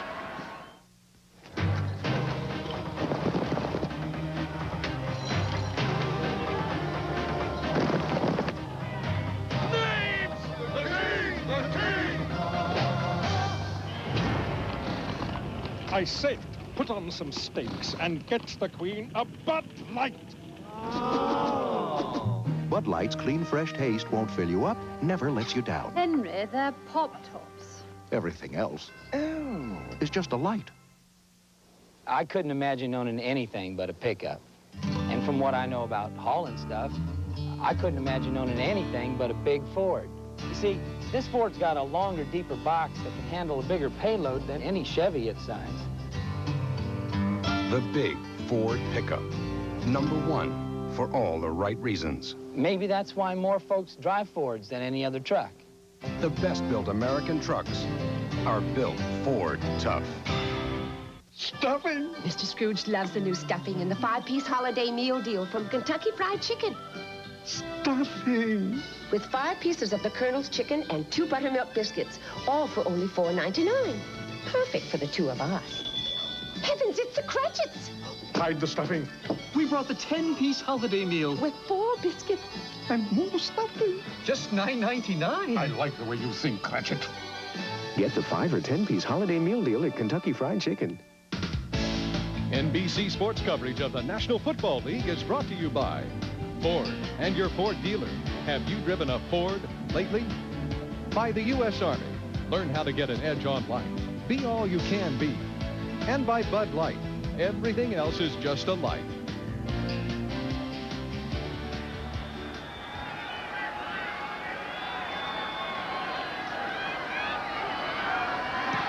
The kickoff by David Treadwell. A short kick played by Darrell Usher. Gets out to the 25-yard line.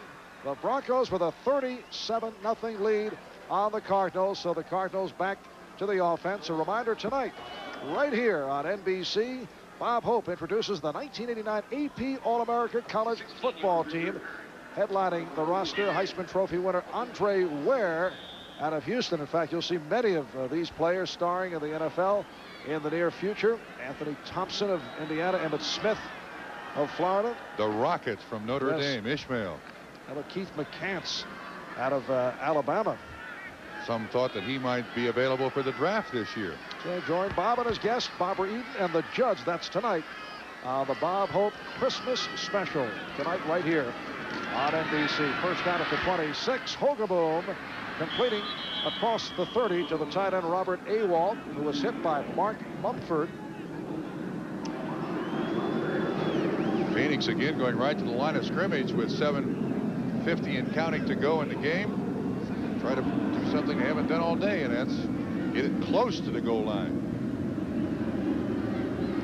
And again, it's Awalt on the reception for the first down, and Mumford on the stop. Mark Mumford, a 3-year man out of Nebraska. And finally, Phoenix goes back into the huddle.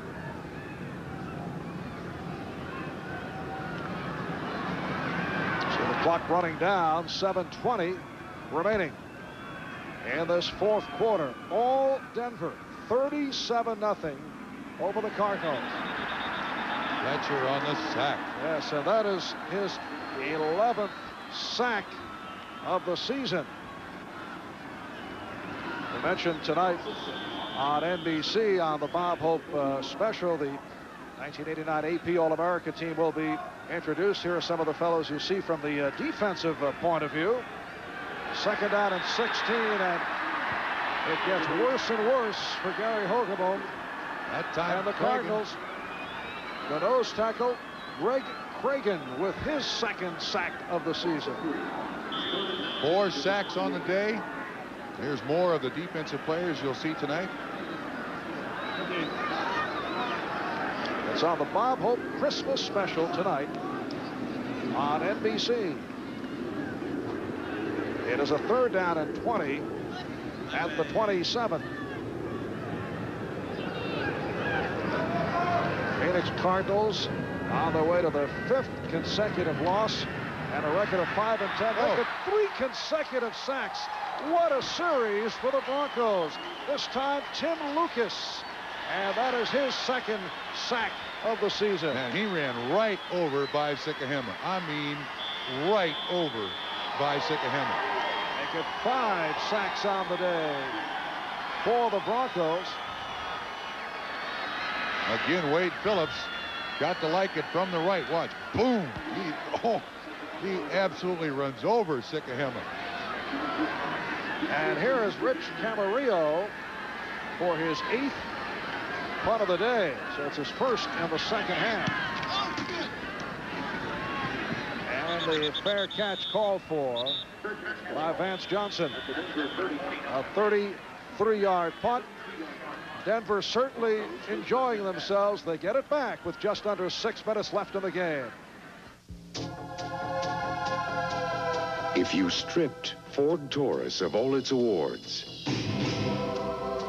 erased all the glowing reviews, removed all evidence of its presence on the road, and introduced it today, Ford Taurus would still be ahead of its time. Now get 4.8 financing for up to 48 months or cash bonus on Ford Taurus.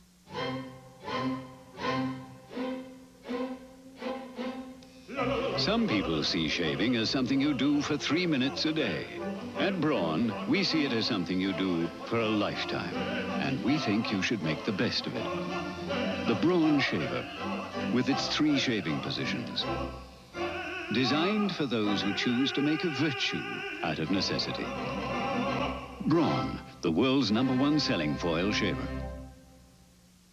It's 32 degrees. And Jan Trumpeter is learning all about her antifreeze. The hard way. Why is this happening to me? Don't push your luck.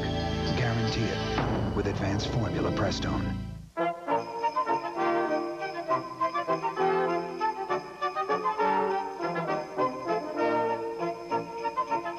Happy holidays from all of us at Angel Soft and Georgia Pacific.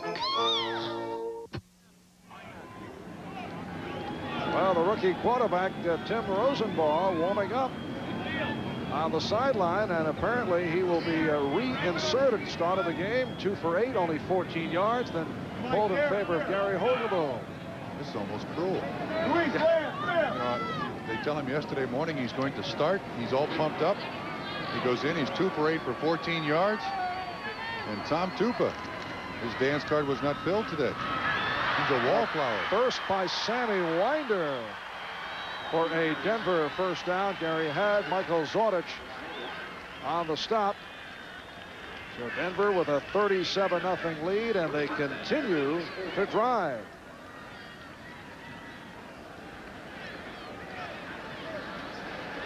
And there is the phantom of the Broncos. Yes, a very confused young man, Bob. Well, he's seen his Denver Broncos turn it around from the disappointing 8-8 season last year. That road record should also reflect 0-3 in Super Bowl competition on neutral grounds. Jeff Alexander stopped by Ken Harvey, but the Denver Broncos, with the victory here today, will clinch home field advantage throughout the playoffs, which is so significant. Oh, yeah, especially for a place like Mile High Stadium. A tremendous home field crowd. That place just rocks when Denver begins to get things going. And then your opponent always has to face the possibility of bad weather. Lots of snow. You don't know what's going to happen up there in Denver in January. So as long as Denver keeps winning in the playoffs, their next road game may be New Orleans. Well, although the Giants handled that snow last week in the 14-7 victory over the Broncos, Sammy Winder, stopped by Gary Head. Broncos coming into today had lost 2 straight, lost to the Raiders, lost to the Giants, but you can certainly go with the theory that the game was so important for the Raiders and the Giants. As for Denver, they certainly don't want to relax, but they could in that situation. Yeah, Wade Phillips, so you're looking at Dan Reeves, but Wade Phillips said last night his dad was in Denver to watch the game last week. And he kept telling him before the game, he said, you know, son, you only need to win one of these last 3 for the home field advantage. And Wade said, yeah, I know, Dad. And but Wade said, but Bum said, wait a minute, you know how difficult it is to win that one? Well, they got it done today, and they got it done in grand fashion. It is a 3rd down and 6 at the 36. Winder on a sweep. Wydell in front of him. And he has the first down. Cedric Mack forced him out of bounds, so Sammy Winder running well. The Denver Broncos have absolutely controlled the line of scrimmage. Their idea, obviously, run to the outside of this defense. And Wydell has pulled a great deal. You see the blocks down.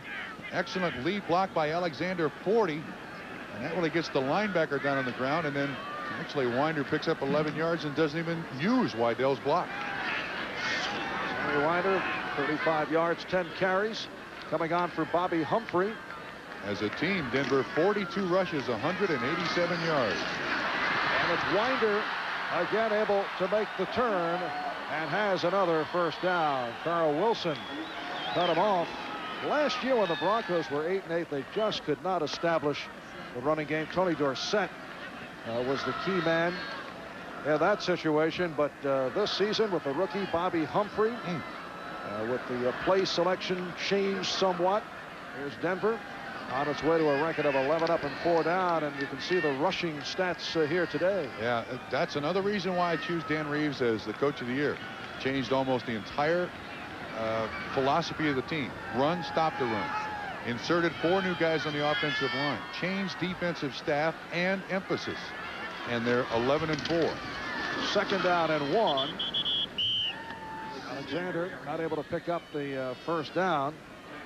Reeves reflecting on last year, discussing it with us last night. In fact, they won 8-8. He said, I don't think we were a bad team, but said we didn't really play hard all the time. He said the telling point last year, the Broncos were blown out 4 times. This season, he loves the consistency of this ball club and likes the fact that they do play hard every game.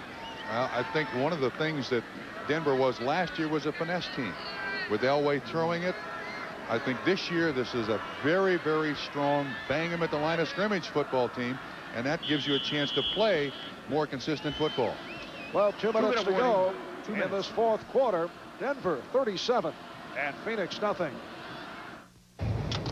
Anybody who knows anything about 4-wheel drive can tell you about Ford's Touch Drive.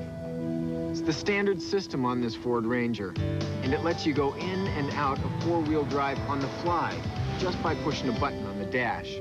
Ford Ranger, #1 for all the right reasons. So why mess around with some clumsy floor-mounted shift like Chevy has when you can just push a button? The best-built American trucks are built Ford tough. Did you know if you're an MCI, Execunet, or a Sprint Dial 1 customer and your business spends over $50 a month, you could be in the wrong plan. You can save money with the new AT&T Pro Watts, and we're going to make it easy. We're so sure that you'll see the difference. We'll pay to sign you up. We'll pay to switch you over. And if you're not satisfied within 90 days, we'll even pay to switch you back. All you have to do is call us, 1-800-222-0400. New AT&T Pro Watts, another AT&T advantage. Thank you. And so, Mayor, these swiftly flowing currents create energy, which in turn creates power, which in turn brings electric light to every house in the valley. That's very impressive, Calvin. Thank you, sir. But the contract calls for bringing Bud Light to the valley. No wonder we're over budget. Bud Light won't fill you up, never lets you down. Which in turn keeps the Bud Light cold. Everything else is just a light. New Year's Day, come home to the best in college football and a rematch of the thrilling 1988 Sun-Kissed Fiesta Bowl. The 5th-ranked Florida State Seminoles battle the Cornhuskers of number 6 Nebraska. The Sun-Kissed Fiesta Bowl. New Year's Day, the best bowls are on NBC Sports. Well, the most valuable player in today's game, sponsored by Budweiser, no question about it, Bobby Humphrey of the Denver Broncos. And Budweiser makes a contribution to the United Way on behalf of all the MVPs selected in this weekend's games. Bobby Humphrey with a terrific all-around game. 3rd down and 1. Oh, boy, it's going their way. Kubiak fumbles, picks it up. There's nobody there, falls ahead for a 1st down. So Gary Kubiak has picked it up with 1:50 to go in this 4th quarter. Tonight, a night of comedy and action here on NBC with all new episodes of 227, Amen, The Golden Girls, and Empty Nest. And then the Judds and Barbara Eden celebrate the holidays Hawaiian style on the Bob Hope Christmas special from beautiful Waikoloa, Hawaii. That's tonight only on NBC. And that tells the story. That's Lewis Sharp, veteran member of the Cardinals. Outstanding left tackle, sitting with Joe Wolf. It's been a long day and a long season for the likes of Sharp and Wolf and the Cardinals. Talk about a long season. How about the coaching staff at the Cardinals? Tomorrow's lineup, starting with NFL Live, 12:30 Eastern Time, with Bob and OJ, and perhaps the playoff picture will clear up a little bit. Certain things will be determined. Buffalo and San Francisco, the Jets and the Rams in the late games. And there's the crew. They'll be on hand starting at 12:30 from our New York studios as we come down to 35 seconds remaining in this 4th quarter.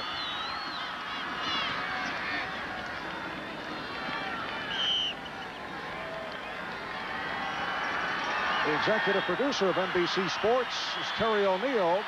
The coordinating producer of NBC's football is Ted Nathanson. Today's game produced by Glenn Adamo as things are wrapping up. Directed by Andy Rosenberg. NFL Live produced by David Neal. NFL Live directed by Bucky Guntz. NFL Live news producer Ricky Diamond. Our technical directors Mike Stremiski and Richard Sansevier. Thanks to our statistician, Mr. Stats, Elliot Cow, Dan Reeves, and the Broncos in a wipeout, a 37-0 blanking of the Phoenix Cardinals. We'll be back in just a moment.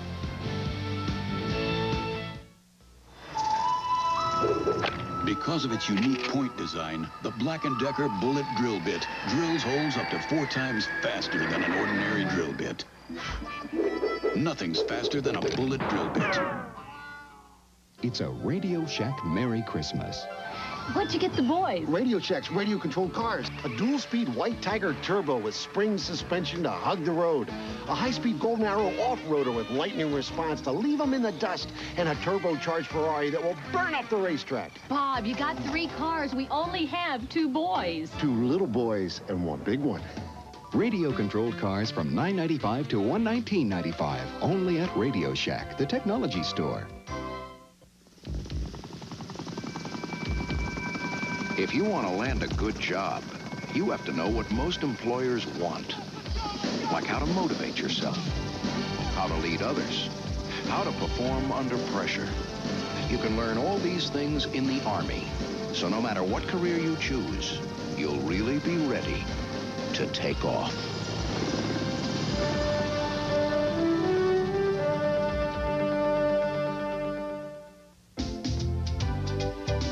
Introducing the cure for a long, cold winter at home. A long white beach in the Caribbean. Let American Airlines take you where? There's something special in the air. Well, the Denver Broncos with a 37-0 victory over the Phoenix Cardinals go to 11-4. They have clinched home field advantage throughout the AFC playoffs. We'll be right back.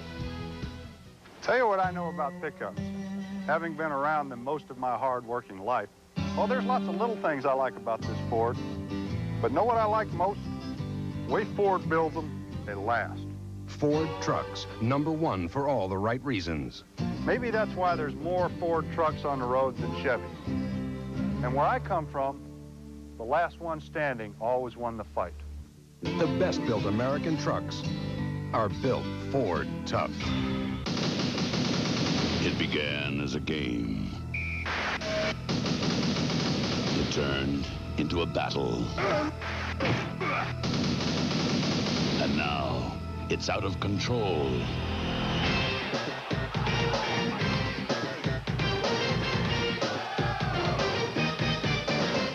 Bud Bowl 2, coming January 28th. This time, it's war.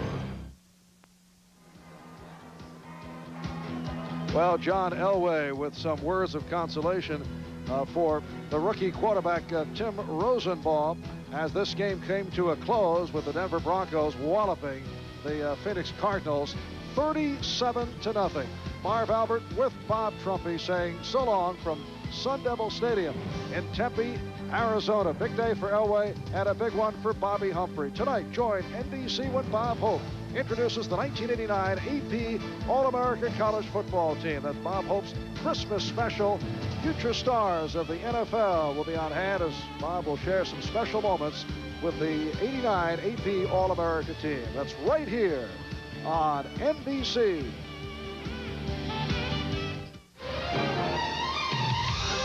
The preceding has been a presentation of NBC.